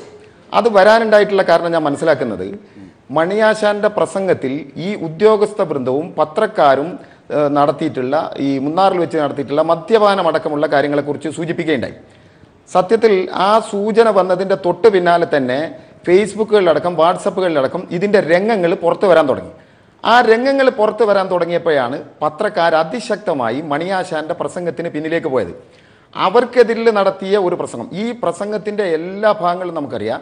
സുരേഷ് കുമാറിൻ്റെ കാലഘട്ടത്തിലും പുതിയ വർത്തമാന കാലഘട്ടത്തിലും നേരത്തെ നടന്ന പെൺപിള്ളை ഒരുമയുടെ സമരകാലത്തും ഈ പത്രക്കാരും ഉദ്യോഗസ്ഥ വൃന്ദവും നടത്തിയിട്ടുള്ള മദ്യപാനങ്ങളും മറ്റ് ഏർപ്പാടുകളും ഇതിനെക്കുറിച്ചാണ് മണിയാശാൻ പറഞ്ഞിട്ടുള്ളത്. അപ്പോൾ അതിന് ശരിക്കും ജീവിക്കുന്ന തെളിവുകളായി CD പുറത്തു വരികയും ചെയ്തു. അപ്പോൾ സ്വാഭാവികമായി മണിയാശാൻ അടക്കം ഞാനൊരു പ്രാസംഗികനാണ്, എനിക്കറിയാം. നമ്മൾ പ്രസംഗത്തിൽ ഒരാൾക്കെതിരെ ആരോപണം ഉന്നയിച്ചു കഴിഞ്ഞാൽ ആ പ്രസംഗത്തിന് മറ്റൊരു മറുപടി എതിർ രാഷ്ട്രീയ കക്ഷിയിൽ നിന്ന് വരുമ്പോൾ നമ്മൾ ആർക്കെതിരാണോ പറയുന്നത് അവർ ആരോപണത്തിന് തിരിച്ച് മറുപടി പറയും. പക്ഷേ ഈ പ്രസംഗത്തിൽ വളരെ വ്യക്തമായി പത്രക്കാർക്കെതിരെ പറഞ്ഞിട്ട് നമ്മൾ ചർച്ച ചെയ്യുന്ന ഈ നിമിഷം വരെ ഒരു പത്രക്കാരൻ പോലും മണിയാശാൻ പറഞ്ഞ തെറ്റാണ്, അങ്ങനെ ഒരു സംഭവം അവിടെ ഉണ്ടായിട്ടില്ല എന്ന് ഈ നിമിഷം വരെ നിഷേധിച്ചിട്ടില്ല. അപ്പൊ പത്രക്കാർക്കെതിരെ നടന്ന അതിൻ്റെ ദൃശ്യം കൂടി ചാനലുകളിൽ വന്നപ്പോൾ പിടിച്ചു നിൽക്കാൻ നിവൃത്തിയില്ലാത്ത പത്രക്കാരെന്ത് ചെയ്തു? ഒരു കാലത്തെ അടയാളപ്പെടുത്താൻ വേണ്ടിയിട്ടാണ് പറഞ്ഞത്. പെമ്പിളை ഒരുമയുടെ സമരകാലത്തും അതൊരു കാലത്തെ അടയാളപ്പെടുത്തുകയാണ്, അല്ലെങ്കിൽ ആ സമരത്തിൽ നടന്നതല്ല. ആ സമരം നടന്ന കാലഘട്ടത്തിലും മുന്നാറിലുണ്ടായിരുന്ന പത്രപ്രവർത്തകർ ചെയ്തിരുന്നത് നേരത്തെ ചെയ്തതുപോലെയുള്ള കാര്യങ്ങളാണ്. ഇതാണ് മണിയാശാൻ പറഞ്ഞത്. അപ്പോൾ ആ ഒരു കാലത്തെ മാത്രം എടുത്ത് അത് പെമ്പിളை ഒരുമയ്ക്കെതിരിൽ പറഞ്ഞതാണെന്ന് പറഞ്ഞിട്ടാണ് ഇപ്പം നടക്കുന്ന സമരാഭാസം നമ്മൾ മുന്നാറിൽ കാണുകയാണ്. ആളില്ലാത്ത സമരം നടക്കുന്നു. അതിനു മുമ്പിലൂടെ വലിയ ജനക്കൂട്ടം, മുന്നാറിലെ മാത്രമല്ല ഇടുക്കിയിലെ മറ്റ് പട്ടണങ്ങളിലടക്കം ഒരുമിച്ച് സമരങ്ങൾ മണിയാശാന് പിന്തുണ പ്രഖ്യാപിച്ചുകൊണ്ട് പ്രകടനങ്ങൾ നടക്കുകയാണ്. അവിടെ പെമ്പിളை ഒരുമയുടെ ആരെയും ആ സമരത്തിന് കിട്ടിയില്ല, 3 ആളിൽ ഒതുങ്ങി. അതിനപ്പുറത്തേക്ക് കോൺഗ്രസിന്റെ BJPയുടെ നേതാക്കന്മാർ വന്നിരിക്കേണ്ട ഗതികേട് വന്നു. ഇന്നും ഞാൻ നേരത്തെ പറഞ്ഞ പോലെ പത്രക്കാർ ഒരു ആൾ പോലും ഇതുവരെ പ്രതികരിച്ചിട്ടില്ല. തങ്ങൾക്കെതിരെ ഇത്ര രൂക്ഷമായ ആരോപണം ഒരു പ്രസംഗവേദിയിൽ വെച്ചിട്ട് മണിയാശാൻ ഉന്നയിച്ചപ്പോൾ ഇന്ന് വാർത്താമാധ്യമങ്ങളും ദൃശ്യമാധ്യമങ്ങളും ഒക്കെ കൊണ്ടുവരുന്ന എന്താ? മണിയാശാന്റെ രാജി. മുന്നാറിൽ നിന്ന് ശ്രദ്ധ തിരിക്കണം, മണിയാശാനിലേക്ക് വരണം. പത്രക്കാർക്കെതിരിൽ പറഞ്ഞ ആരോപണങ്ങളിൽ നിന്ന് ജനശ്രദ്ധ തിരിക്കണം. ജീവിക്കുന്ന തെളിവാ വന്നിട്ടുള്ളത്. CD കേരളം മുഴുവൻ കണ്ടുകൊണ്ടിരിക്കുക അവരുടെ മദ്യപാനം ഇല്ലേ? ഈ പറഞ്ഞ പത്രമാധ്യമങ്ങൾക്കുള്ള റിസോർട്ടുകളെ കുറിച്ച് ഇവിടെ ചർച്ച ചെയ്യപ്പെടേണ്ടായി. മനോരമക്കുണ്ട്, ഏഷ്യാനെറ്റിനുണ്ട്, മാതൃഭൂമിക്കുണ്ട്. അവർക്കൊക്കെ മുന്നാറിൽ ഉള്ളതിനെ കുറിച്ച് ഇവിടെ പറഞ്ഞു. അതിൽ നിന്നൊക്കെ ജനശ്രദ്ധ തിരിച്ചുവിടണം. മണിയാശാൻ എന്ന പ്രസംഗിയന്റെ വാക്കുകളിലേക്ക് കടന്നാക്രമിക്കണം. അതാണ് ഇതിന്റെ ഉദ്ദേശം. തീർച്ചയായും ശ്രീ ഉണ്ണിത്താൻ, അതാണ് അദ്ദേഹം ചോദിച്ചത്. ആരോപിച്ചത് ആർക്കെതിരെയാണോ, ആരോപണ വിധേയർ ആരാണോ, അവർ ഇതുവരെയും ഒരു വിശദീകരണവുമായി എത്തിയിട്ടില്ല. അത്തരം ദുർബലമായ ഒരു കാരണം പറഞ്ഞിട്ടാണോ കോൺഗ്രസ് ഈ വിഷയത്തെ ഒരു രാഷ്ട്രീയ പ്രക്ഷോഭത്തിലേക്ക് നയിക്കപ്പെടേണ്ടത്? ആ ചോദ്യമാണ് അതിൽ നിന്ന് ഉയർന്നത്. അദ്ദേഹം പറഞ്ഞതിന് മറുപടി ഞാൻ പറയാം. അതിനു മുമ്പ് ബഹുമാനപ്പെട്ട ബാസുരേന്ദ്രബാബു കാടടച്ചൊരു വെടിവെച്ചിട്ട് അദ്ദേഹം പോകുന്നത് ശരിയല്ലോ. അതുകൊണ്ട് അദ്ദേഹത്തോട് പറയാം, മൂന്നാറിൽ ഒരു കോൺഗ്രസ് നേതാവിൻ്റെ പേരിലും റിസോർട്ടില്ല. ഉണ്ടെന്ന് പറഞ്ഞാൽ ഞങ്ങൾ ഈ ഗവൺമെന്റിന് ക്ലീൻ ചിറ്റ് കൊടുക്കുക. കോൺഗ്രസിന്റെ കാലഘട്ടത്തിൽ കയ്യേറ്റം നടത്തിയ അതാണ് രസം. ഇവിടെ ഇപ്പോൾ ഇദ്ദേഹം എന്താ പറഞ്ഞത്? നിയമത്തിനൊന്നും ചെയ്യാൻ പറ്റത്തില്ല, ഭരണത്തിനൊന്നും ചെയ്യാൻ പറ്റത്തില്ല, പിന്നെന്താ ചെയ്യാൻ പറ്റുന്നത്? രാഷ്ട്രീയ ശക്തിക്ക് ചെയ്യാൻ പറ്റും. അതാണ് ഇടുക്കിയിൽ സംഭവിച്ചുകൊണ്ടിരിക്കുന്നത്. കയ്യൂക്കുള്ളവൻ കാര്യക്കാരൻ. കോൺഗ്രസ് ഭരിച്ചാലും കമ്മ്യൂണിസ്റ്റ് ഭരിച്ചാലും അവിടെ കയ്യൂക്കുള്ളത് മാർക്സിസ്റ്റുകാർക്കാണ്. ആ കയ്യൂക്ക് അവർ കാണിക്കുന്നു. ഏത് ഗവൺമെൻറ് വന്നാലും അവരുടെ രോമത്തിൽ തൊടാൻ ഒരു ഭരണത്തിനും കഴിയില്ലെന്നുള്ള അതിൻ്റെ ഏറ്റവും വലിയ തെളിവല്ലേ ഇപ്പോൾ ഇടതുപക്ഷ ജനാധിപത്യ മുന്നണി ഭരിച്ചിട്ട് പോലും തൊടാൻ പറ്റുന്നു. MLA എന്താ പറഞ്ഞേ? ഇവിടെ ഒഴിപ്പിക്കാൻ വന്നാൽ കൈയും കാലും വെട്ടും. മന്ത്രി എന്താ പറഞ്ഞേ? വന്ന പോലെ തിരിച്ചു പോവില്ല, 4 കാലിൽ പോകേണ്ടി വരും. അപ്പം അങ്ങനെ നിരന്തരമായി ഭീഷണിപ്പെടുത്തുന്ന ഒരു MLAയും മന്ത്രിയും ആ 2 പേരുടെ കൺസെൻറ്റ് വാങ്ങിച്ചിട്ട് ഒഴിപ്പിക്കണമെന്ന് പറഞ്ഞാൽ ഇതെന്തൊരു ജനാധിപത്യം? ഇതാണോ ഒരു ഭരണ സംവിധാനം ചെയ്യേണ്ടത്? അതിലേക്ക് പറയാം. പിന്നെ അവിടെ റിസോർട്ട് കോൺഗ്രസിന്റെ പേരിലൊന്നും റിസോർട്ട് ആരുടെയും പേരിലുണ്ടെങ്കിൽ ഞങ്ങളിപ്പോൾ ഇടതുപക്ഷ മുന്നണിക്ക് ക്ലീൻ ചിറ്റ്. പക്ഷേ ഒരു കാര്യം മനസ്സിലാക്കണം, ഇവിടെ 2 പേർക്ക് അവിടെ റിസോർട്ടുണ്ട്. ഒന്ന് മാർക്സിസ്റ്റ് പാർട്ടിക്ക്, അത് MM മണിയുടെ പേരിലാണ് അതിൻ്റെ ഇത്. 2 PK വാസുദേവൻ നായർ സെക്രട്ടറി ആയിരിക്കുമ്പോൾ അത് താമസിക്കുന്നത് പെരുമ്പാവൂരാണ്. പെരുമ്പാവൂരുള്ള PK വാസുദേവൻ നായർക്ക് എങ്ങനെ ഇടുക്കിയിൽ കൃഷി ചെയ്യാനും വീട് വയ്ക്കാനും സ്ഥലം കൊടുക്കുന്നത്? അദ്ദേഹത്തിൻ്റെ സ്വന്തം പേരിൽ ഭൂമിയുണ്ട്. ഭൂമിയില്ലെങ്കിൽ പറയട്ടെ. അപ്പോൾ അവിടെ CPI അനധികൃതമായി കൈവശപ്പെടുത്തിയ, പാർട്ടിക്ക് വേണ്ടി ഓഫീസ് പണിയുന്നു എന്ന പേരിൽ കൈവശപ്പെടുത്തിയ അടുത്ത് അവിടെ റിസോർട്ടാണ്. അതിൻ്റെ മുകളിൽ മാർക്സിസ്റ്റ് പാർട്ടി MM മണിയുടെ പേരിൽ സ്ഥാപിച്ച സ്ഥലത്തും അവിടെയും റിസോർട്ടാണ്. അപ്പം മാർക്സിസ്റ്റ് പാർട്ടിക്കും റിസോർട്ടുണ്ട്, CPIക്കും റിസോർട്ടുണ്ട്. ആ റിസോർട്ട് 2ഉം പൊളിക്കാനാണ് അച്യുതാനന്ദൻ പോയത്. അന്ന് വരെ അച്യുതാനന്ദൻ്റെ കൂടെ നിന്ന് MM മണി തിരിഞ്ഞു, രാജേന്ദ്രൻ തിരിഞ്ഞു, എല്ലാവരും തിരിഞ്ഞു. അപ്പോൾ അവിടുന്നാണ് പ്രശ്നം ആരംഭിക്കുന്നത്. അതുപോട്ടെ, ഞാൻ വിടുന്നു. അതുകൊണ്ട് ഇടുക്കിയിൽ ഈ കുഴപ്പങ്ങൾക്കെല്ലാം പിന്നിൽ ഇപ്പോൾ ഈ ടോമിൻ്റെ വസ്തുവിൽ തൊട്ടപ്പോൾ ജയചന്ദ്രനാണ് ആദ്യം പത്രസമ്മേളനം നടത്തി പറഞ്ഞത് അത് തൊടാൻ പറ്റത്തില്ല കുരിശിനകത്ത്. അപ്പോ ഈ ടോം എന്ന് പറയുന്നത് വെള്ളിക്കുന്നേൽ സക്കറിയാണ് അവിടുത്തെ ഏറ്റവും വലിയ കയ്യേറ്റക്കാരൻ, അവിടുത്തെ ഏറ്റവും വലിയ ഭൂമാഫിയ. ആ മാഫിയയുടെ പിന്നിൽ മാർക്സിസ്റ്റ് പാർട്ടിയാണ്, MLA ആണ്, മന്ത്രിയാണ്, ജില്ലാ കമ്മിറ്റിയാണ്. തൊടാൻ പറ്റത്തില്ല. ഇനി ഇവിടത്തേക്ക് വരാം. ഇവിടെ പത്രക്കാരും മദ്യപിക്കുന്നു, രാഷ്ട്രീയക്കാരും മദ്യപിക്കും, എല്ലാവരും മന്ത്രിമാരും മദ്യപിക്കുന്നവരുണ്ട്, പത്രക്കാരും മദ്യപിക്കുന്നുണ്ട്. മദ്യം ഈ രാജ്യത്ത് നിരോധിച്ചിട്ടില്ല. അപ്പം മദ്യം ആവശ്യമുള്ളവർ വാങ്ങിച്ച് കുടിച്ചോട്ടെ. അവർ മുറി വെച്ചല്ലേ കുടിച്ച്. മദ്യം വാങ്ങിച്ച് കുടിച്ചിട്ട് എന്തെങ്കിലും അവമര്യാദ ആരോടെങ്കിലും പെരുമാറിയെങ്കിൽ ഇവിടെ ഒരു നിയമവാഴ്ചയുള്ള സംസ്ഥാനമാണ്. അവരുടെ പേരിൽ കേസെടുക്കാം, അറസ്റ്റ് ചെയ്യാം. മദ്യം ഒരു മുറിയിലിരുന്ന് കുടിക്കുകയും മദ്യം കുടിക്കുന്ന സ്ഥലത്ത് പാട്ടുപാടി ഇവിടെ തിരുവനന്തപുരത്ത് വൈദഗ്ധ്യത്തോടെ കാര്യങ്ങൾ തിരിക്കുന്നു.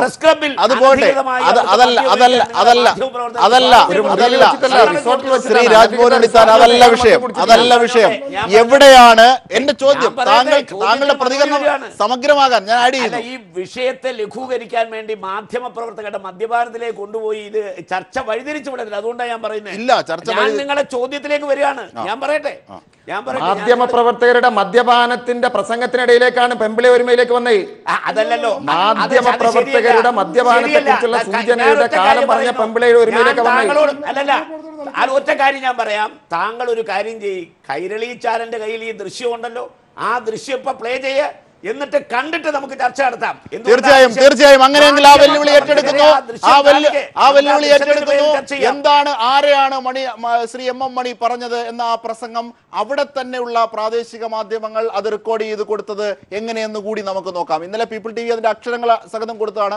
അവിടെയുള്ള പ്രാദേശിക മാധ്യമങ്ങൾ തന്നെ ഈ വിഷയത്തെ എങ്ങനെയാണ് കൈകാര്യം ചെയ്ത് നോക്കാം. ആ ബൈറ്റിലേക്ക്, മണിയാശാന്റെ ആ വാക്കുകളിലേക്ക്. മുഖ്യമന്ത്രി നിർദ്ദേശിച്ചത് ഇവിടെ ജില്ലയിലുള്ള മന്ത്രിയാണ്, അങ്ങനെ കൂടെ ചർച്ചയൊക്കെ ചെയ്യണം. അല്ലെങ്കിൽ ഇതിന്റെ ഒഴിപ്പിയതെല്ലാം കൂടെ എന്റെ നേതൃത്വത്തിൽ ഇതെല്ലാം കൂടെ ഞാൻ ചെയ്തോളാം ഒന്നും തീരുമാനിച്ചില്ല. മികച്ച മര്യാദയ്ക്ക് ഉള്ള തീരുമാനം. അനുസരിച്ചില്ല, ഇനി വല്ലതും നടക്കുമോ? ഇവന്മാർ ഈ ചാനലുകാരല്ലേ ഇതെല്ലാം നടത്താൻ പോകുന്നത്. അവിടെ ഇവരുടെ കൂടെയുള്ള കളക്ടറുടെ കൂടെയാ വൈകുന്നേരം. പണ്ട് സുരേഷ് കുമാർ വന്നിട്ട് കള്ളൂടി കേസ് കണക്കിലായിരുന്നു ബ്രാൻഡി. എവിടെ പൂച്ച, പഴയ നമ്മുടെ പൂച്ച ഗവൺമെന്റ് ഗസ്റ്റ് ഹൗസിൽ കുടിയും സകല പണിയുണ്ടായിരുന്നു. പെമ്പിളെ വരുമ്പോൾ നടന്നു. അന്ന് കുടിയും സകല വ്യക്തികളും നിർന്നിട്ടുണ്ട് അവിടെ. മനസ്സിലായില്ലേ? ആ കണക്കിൽ അടുത്തുള്ള കാട്ടിലായിരുന്നു പണിയുണ്ട്. ഒരു DVSP ഉണ്ടായിരുന്നു അന്ന്. എന്നാ സരിയോ? എല്ലാവരും കൂടെ കൂടി ഇതൊക്കെ ഞങ്ങൾക്കറിയാം. മനസ്സിലായില്ലേ? ഞാനത് പറഞ്ഞോടെ ചാനലുകാരും കൂടെ പൊതിയാന്ന് പറഞ്ഞിട്ടുണ്ട് ഇന്നലെ. പിന്നെ പുള്ളിക്ക് വിമർശിക്കുന്നുണ്ട്. പിന്നെ പലരും കേൾക്കുന്നുണ്ട്. ഞാനൊന്നും പറയുന്നില്ല. ഇവന്റെ കൂടെയോ സബ് കളക്ടറുടെ കൂടെയാ വൈകുന്നേരം. പണ്ട് സുരേഷ് കുമാർ വന്നിട്ട് കള്ളുകൂടി കേസ് കണക്കിനായിരുന്നു ബ്രാൻഡി.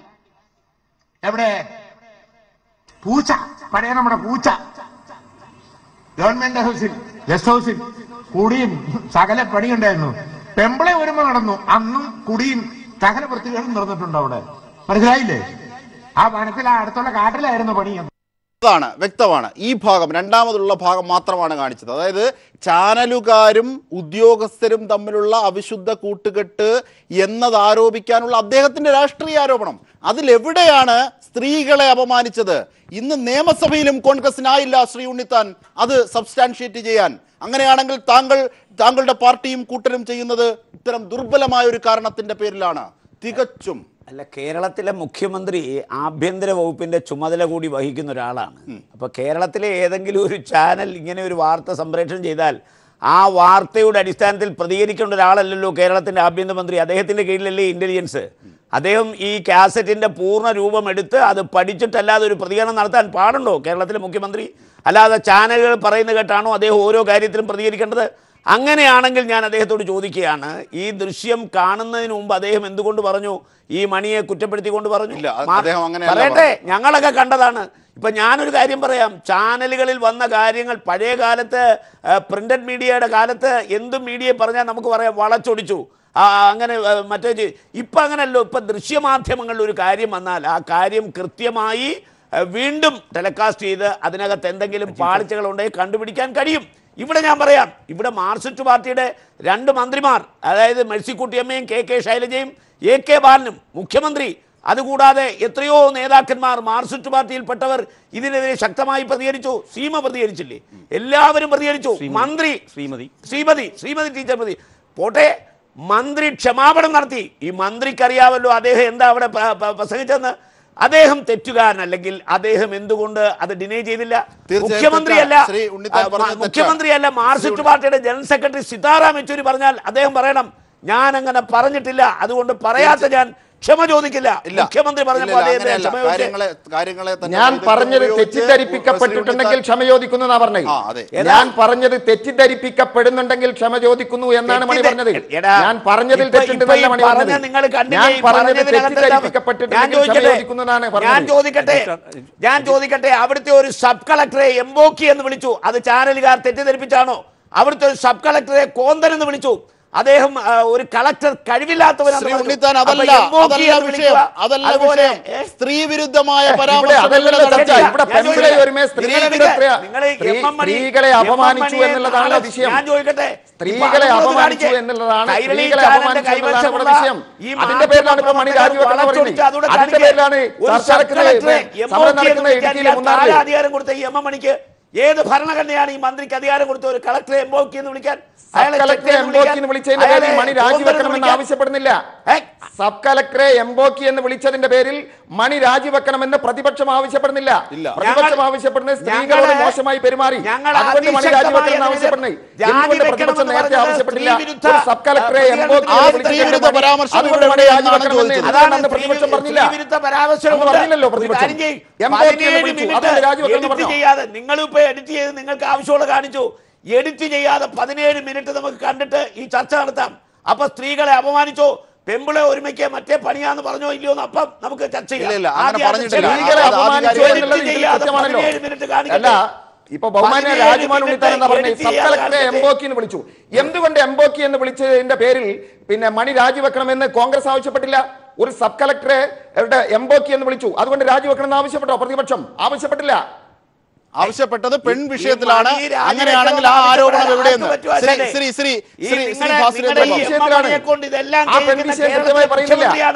കേരളത്തിലെ മുഖ്യമന്ത്രിയാണ് മണിയുടെ ഓരോ വാക്കിന്റെ പിന്നിൽ. കളക്ടറെ മര്യാദ വിട്ട് സംസാരിക്കാൻ മുഖ്യമന്ത്രിക്കാവില്ല. അതുകൊണ്ട് കേരളത്തിലെ മുഖ്യമന്ത്രിയാണ് മണിയുടെ പിന്നിലെങ്കിൽ മണി പറഞ്ഞതിന് മുഖ്യമന്ത്രി നിഷേധിക്കോ? അല്ലാതെ മണിയുടെ കേരളത്തിലെ മുഖ്യമന്ത്രിയാണ് മണിയുടെ പിന്നിലെങ്കിൽ മണി പറഞ്ഞതിനെ മുഖ്യമന്ത്രി നിഷേധിക്കോ? നിഷേധിക്കില്ലല്ലോ. എവിടെ മുഖ്യമന്ത്രി പറഞ്ഞത് പ്രകാരമാണ് മണി പറഞ്ഞത്. മണി പിന്നെ പറഞ്ഞത് തെറ്റാണ് എന്ന് പിണറായി പറയില്ലല്ലോ. രണ്ടും നിങ്ങൾ പറയുന്നത്. പിണറായി പറഞ്ഞു മണി പറഞ്ഞത് തെറ്റാണ്. എന്നാൽ മണിയോട് പറയിപ്പിക്കുന്നത് പിണറായി ആണെങ്കിൽ, മണിയോട് പറയിപ്പിക്കുന്നത് പിണറായി ആണെങ്കിൽ പിണറായി തെറ്റാണെന്ന് പറയോ? ഓപ്പറേഷൻ നിന്നു. തീർച്ചയായും പെമ്പിളൈ ഒരുമയ്ക്കെതിരിലാണല്ലോ ഈ ആരോപണം ഉണ്ടായെന്ന് പറഞ്ഞേ. പെമ്പിളൈ ഒരുമ ആയിരക്കണക്കിന് ആളുകളെ മുന്നാർ ടൗണിൽ സമരത്തിലുണ്ടായിരുന്നല്ലോ ഉമ്മൻചാണ്ടിന്റെ കാലത്ത്. എന്തേ അങ്ങനെ അപമാനിക്കപ്പെട്ടതാണെങ്കിൽ പെമ്പിളൈ ഒരുമയുടെ ഒരു സ്ത്രീകൾ പോലും ഈ മുന്നാർ തെരുവിലേക്ക് വന്നില്ല. 100 കണക്കിന് സ്ത്രീകൾ മണിക്ക് അഭിവാദ്യം അർപ്പിച്ചുകൊണ്ട് മുന്നാർ ടൗണിൽ പ്രകടനം നടത്തിയല്ലോ. ഒരാളെ കിട്ടിയോ നിങ്ങൾക്ക് പെമ്പിളൈ ഒരുമയിൽ നിന്ന് ഈ സമരപന്തലിലേക്ക്? എന്തേ വരാതെ പോയി? അവർക്കറിയാം, അവർ കേൾക്കുന്നുണ്ടല്ലോ, അവർ കൃത്യമായി പ്രശ്നം കേട്ടവരാണല്ലോ. എന്തേ അവർ വന്നില്ല മുന്നാർ ടൗണിലേക്ക്? നിങ്ങളുടെ കയ്യിൽ അവിടെ രാഷ്ട്രീയ ശക്തിയുണ്ട്. ആ അണികളെ ഉപയോഗിച്ചുകൊണ്ട് നിങ്ങൾ മാഫിയയ്ക്ക് കൂട്ടുനിൽക്കുന്നു, നിങ്ങൾ കുരിശ് സ്ഥാപിക്കുന്നു, നിങ്ങൾ സർക്കാരിന്റെ ഭൂമി രാഷ്ട്രീയ ശക്തി പോലും കിടിലം കൊണ്ടിരുന്നു. പെമ്പിളൈ ഒരുമയുടെ സമരകാലത്ത് മുന്നാർ ടൗണിലേക്ക് ഒരു രാഷ്ട്രീയക്കാരനും കയറി ചെല്ലാൻ കഴിഞ്ഞില്ല. ആയിരക്കണക്കിന് സ്ത്രീകൾ മുന്നാർ ടൗണിലേക്ക് ഒഴുകി വന്നു. ഇല്ലേ? അത് നടക്കില്ല. ഒരു രാഷ്ട്രീയക്കാരനും മുന്നാർ ടൗണിലേക്ക് കയറാൻ കഴിഞ്ഞില്ല. ഇപ്പൊ എന്തേ ആ സ്ത്രീ ശക്തി മുന്നാർ ടൗണിലേക്ക് ഇറങ്ങി വരാതെ പോയി? തീർച്ചയായും ശ്രീ ഭാസുരേന്ദ്ര കോൺഗ്രസിന്റെയും CPM-ന്റെയും ഒരു രാഷ്ട്രീയ നേതൃത്വത്തിനും മൂന്നാർ ടൗണിലേക്ക് ഇറങ്ങാൻ കഴിഞ്ഞില്ല. പെമ്പിളെ ഒരുമയുടെ സമരകാലത്ത് വലിയ ശക്തിയില്ലായിരുന്നോ? ഇതിനേക്കാളും വലിയ ശക്തിയില്ലായിരുന്നോ? എന്തേ അവർ വന്നില്ല ഈ സമരത്തിലേക്ക്? അതൊക്കെ അവരോട് പോയി ചോദിക്കും. ഞങ്ങളല്ലോ സമരം ചെയ്യുന്നത്. പൊമ്പിള ഒരുമയിൽ ബാക്കി ആള് വരാത്ത അവരോട് പോയി ചോദിക്കുന്നല്ല. ഇപ്പോ ബഹുമാന രാജ്മോഹൻ ഉണ്ണിത്താൻ പറഞ്ഞു CPM-ന് വലിയ ശക്തിയുണ്ട് മൂന്നാറിലെന്ന്. CPM-ന് ശക്തിയുണ്ട് മൂന്നാറിൽ പറഞ്ഞു ഇല്ലേ? ആ ശക്തിയുണ്ട് CPM-ന് അന്നുണ്ട്. പെമ്പിളൈ ഒരുമയുടെ സമരം നടന്ന കാലത്തും CPM-ന് ശക്തിയുണ്ട് അവിടെ. അന്ന് ആയിരക്കണക്കിന് സ്ത്രീകൾ മൂന്നാർ ടൗണിലേക്ക് വന്നു. ഇന്ന് സ്ത്രീകളെ അപമാനിച്ചു എന്ന് പറഞ്ഞിട്ട് പോലും എന്തേ പെമ്പിളൈ ഒരുമയുടെ ആരും മൂന്നാർ ടൗണിലേക്ക് ഇറങ്ങി വരാതെ പോയി? അവർക്ക് സത്യം തിരിച്ചറിഞ്ഞു, അതുകൊണ്ട് അവർ വന്നില്ല. അവിടെയാണ് രാഷ്ട്രീയ ശക്തിയല്ല. കയ്യൂക്കൊള്ളവൻ അവർ ചീത്ത വിളിച്ചത് കോൺഗ്രസിനെയല്ല. ശരിയാണ്, നിങ്ങൾ പറയുന്നു പെമ്പിളെ ഒരുമയാണ് ചീത്ത വിളിച്ചത്. എങ്കിൽ പെമ്പിളെ ഒരുമയുടെ ആയിരക്കണക്കിന് ആളുകൾ ഇന്നുണ്ടല്ലോ ശ്രീ ഭാസുരേന്ദ്ര ബാബു ഇറങ്ങി വന്നില്ല മൂന്നാർ ടൗണിലേക്ക്. നിങ്ങൾക്ക് കോൺഗ്രസിന്റെ BJP-യുടെ നേതാക്കന്മാർ മാത്രം ഒരു വനിതാ ITIയിലെ പ്രിൻസിപ്പലിനെ ആക്ഷേപിച്ചു. അത് നിങ്ങൾ കണ്ടില്ലേ? തീർച്ചയായും അതിലേക്ക് തന്നെയാണ് ശ്രീ ഭാസുരേന്ദ്ര ബാബു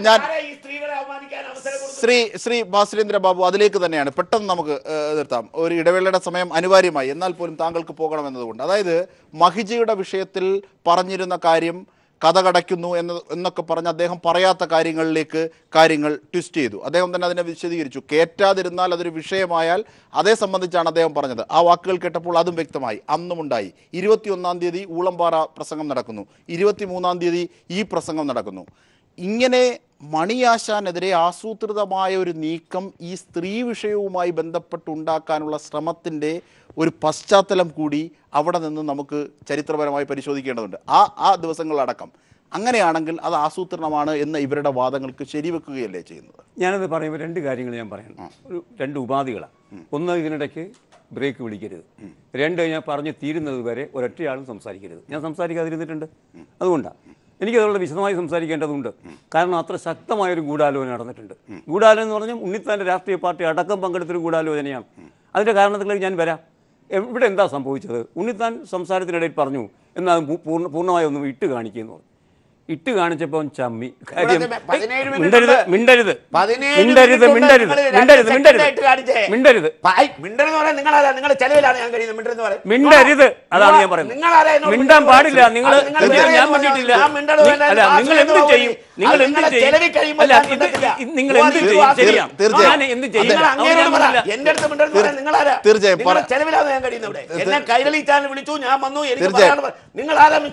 തീർച്ചയായും ശ്രീ ഉണ്ണിത്താൻ അദ്ദേഹം പറയുമ്പോൾ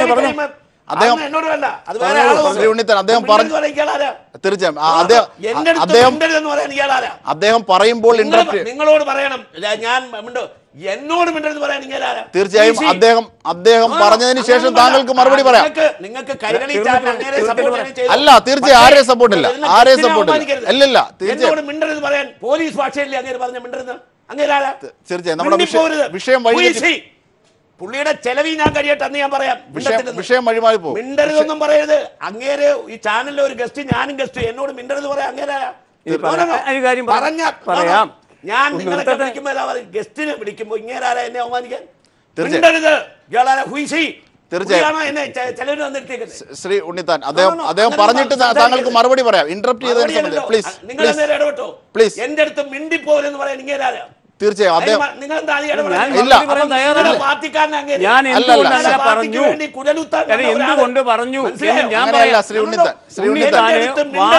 നഷ്ടപ്പെട്ടപ്പോൾ സമയം പോവുകയാണ്. ഈ ചാനലിൽ 17 മിനിറ്റ് ദൃശ്യമുണ്ട്. 17 മിനിറ്റ് ഇടണമെന്ന് ഞാൻ പറഞ്ഞു. തീർച്ചയായും താങ്കൾക്ക് സമയം തരാം. താങ്കൾക്ക് സമയം തരാം. ശ്രീ ഭാസുരേന്ദ്ര ബാബു പറയൂ.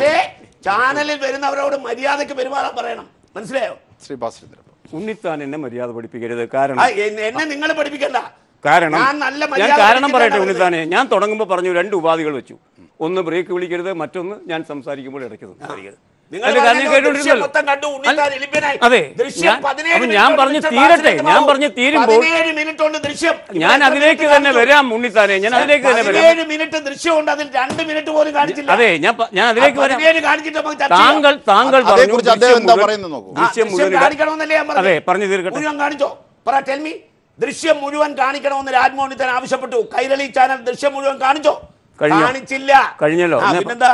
ശരി, ദൃശ്യം മുഴുവൻ കാണണമെന്ന് പറഞ്ഞു. ആദ്യത്തിൽ നിന്ന് വ്യത്യസ്തമായി അത് റീപ്ലേ ചെയ്ത് കാണിച്ചു. അതും അവിടുത്തെ ലോക്കൽ ചാനലിട്ടത്. അത് കാണിച്ചതിന് ശേഷം മറ്റ് ചാനലിൽ പ്രക്ഷേപണം ചെയ്ത 2 വാചകങ്ങൾ മാത്രമുള്ള ദൃശ്യവും കാണിച്ചല്ലോ. ആ ദൃശ്യങ്ങൾ തമ്മിലുള്ള കോൺഫ്ലിക്റ്റ് അപ്പോൾ കൃത്യമായും രാജ്മോഹൻ ഉണ്ണിത്താനിൽ മനസ്സിലാകുമെന്ന് പറഞ്ഞാൽ ബുദ്ധിയുള്ള ആർക്കും മനസ്സിലാവും, എല്ലാവർക്കും മനസ്സിലാവുന്ന കാര്യമാണ്. അങ്ങനെ ഒരു സംഭവം വന്നു. മൊത്തത്തിൽ പറയുമ്പോൾ ഒരർത്ഥവും അത് വാചകം മാത്രം പറയുമ്പോൾ മറ്റൊരർത്ഥവും വരുന്നു. മൊത്തത്തിൽ പറയുമ്പോഴുള്ള അർത്ഥമല്ല, 2 വാചകങ്ങൾ മാത്രം ചേർത്തപ്പോൾ. എം മണി സംസാരിച്ചപ്പോൾ അദ്ദേഹം സംസാരിച്ചത് മാധ്യമപ്രവർത്തകരെ കുറിച്ചാണ്, അല്ലാതെ പെമ്പിള ഒരുമയെക്കുറിച്ചല്ല. പെമ്പിള ഒരുമയെക്കുറിച്ചുള്ള പരാമർശം വരുന്നത് 2ാം ഘട്ടം സമരം, പെമ്പിള ഒരുമ സമരത്തിൻ്റെ സമയത്തും ഈ മാധ്യമപ്രവർത്തകരുടെ ഈ ബാന്ധവം ഉണ്ടായി. ഇതാണ് അദ്ദേഹം പറഞ്ഞത്. അത് പറഞ്ഞപ്പോൾ കൃത്യം മറുപടി പറയേണ്ടിയിരുന്നത് ഉണ്ണിത്താനോ രാഷ്ട്രീയക്കാരോ ഒന്നുമല്ല, മാധ്യമപ്രവർത്തകരായിരുന്നു.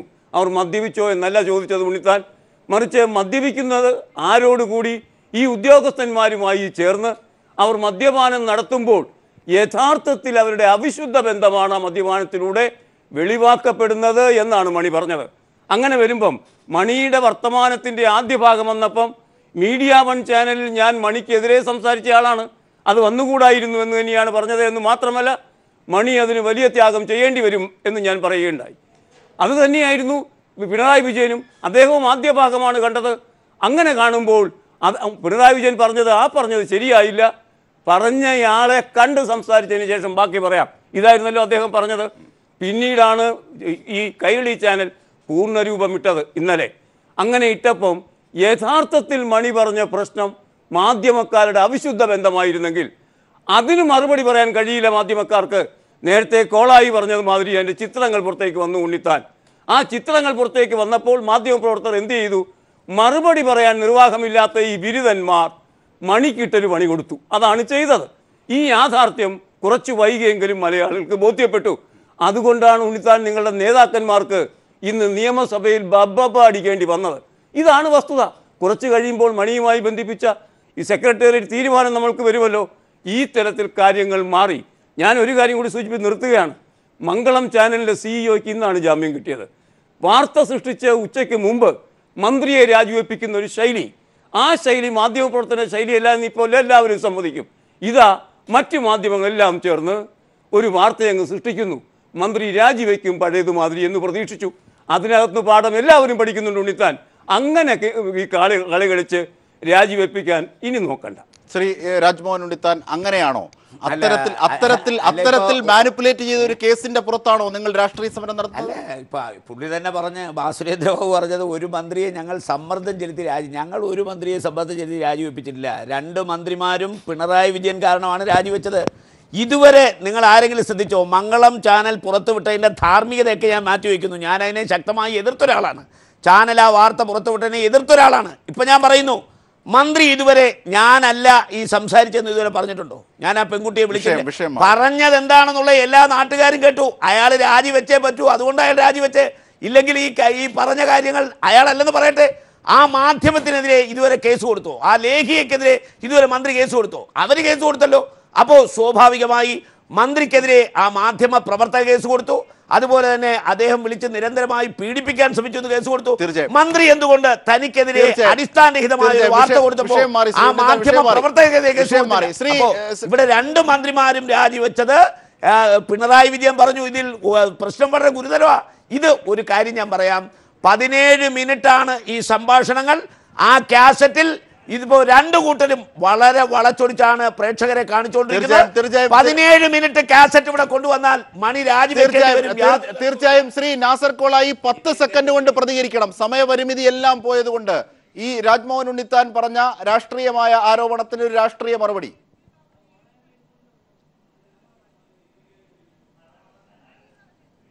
പറയുന്നു ഈ 17 മിനിറ്റ് പൂർണ്ണമായി കാണിച്ചില്ല. അതിൽ ഒരു കാലത്തിന്റെ സമയത്തെ സൂചിപ്പിച്ച പെമ്പിളൈ ഒരുമയുടെ സമരകാലത്ത് നടന്നു എന്ന് പറഞ്ഞ ഒരു കാലത്തെ സൂചിപ്പിച്ചതിന്റെ പേരിലാണ് ഈ തർക്കം നടക്കുന്നത്. അതിലെ പ്രധാനപ്പെട്ട 90% വരുന്നതിൽ തർക്കമില്ലല്ലോ. പത്രക്കാർക്കെതിരാണെന്നുള്ളതിൽ അതിൽ യാതൊരു സംശയമില്ലല്ലോ. ഒരു പത്രക്കാരൻ പോലും പ്രതികരിച്ചില്ല. എന്താണ് ഞാൻ നേരത്തെ പറഞ്ഞ പോലെ ദൃശ്യങ്ങൾ തെളിവാണ് സംസാരിക്കുന്നത്. അതുകൊണ്ട് അവർക്ക് പ്രതികരിക്കാൻ കഴിയില്ല. അതുകൊണ്ടാണ് അവര് ഈ ടെംപ്ലേ ഒരുമയുടെ ഒരു കാലത്തെ കുറിച്ച് സൂചിപ്പിച്ച പ്രസംഗത്തെ കുറിച്ച് മാത്രം സൂചിപ്പിക്കുന്നത്. ഒരു മാധ്യമ പ്രവർത്തകനും ഇന്ന് ഈ മുഖ്യമന്ത്രിയുടെ രാജിയെ കുറിച്ച് മുഴുവൻ പറയുന്ന ഒരു മാധ്യമ പ്രവർത്തകനും ഇന്ന് വരെ വന്നില്ലല്ലോ. ഒരാൾ പോലും കേസ് കൊടുത്തില്ലല്ലോ. എന്തേ പറ്റി? ഒരു മാധ്യമ പ്രവർത്തകൻ പോലും എന്തുകൊണ്ട് പ്രതികരിച്ചില്ല? എന്തുകൊണ്ട്? മാധ്യമ പ്രവർത്തകൻ മദ്യപിക്കുന്നത് തെറ്റാണ് എന്നല്ല ഇവിടെ വാദം. മാധ്യമ പ്രവർത്തകൻ മദ്യപിച്ചത് എവിടെ? അവിടെയാണ് പ്രശ്നം. തീർച്ചയായും വ്യക്തമാണ്. പിണറായി വിജയൻ എതിർത്തത് കൊണ്ട് മാത്രം പ്രയോറിറ്റി പോലും പരിഗണിക്കപ്പെടാതെ പോയി. അങ്ങനെയാണെങ്കിൽ ഓരോ സംഭവവികാസങ്ങളും മണിയാശാന്റെ വിഷയത്തിലും നടന്നത് അങ്ങനെയാണോ? തീർച്ചയായും ആ ചോദ്യം പ്രേക്ഷകരുടെ മുന്നിലേക്ക് തന്നെ ചർച്ചയ്ക്ക് ഒടുവിൽ വെക്കുകയാണ്. മഞ്ഞുരുകട്ടെ മൂന്നാറിൽ.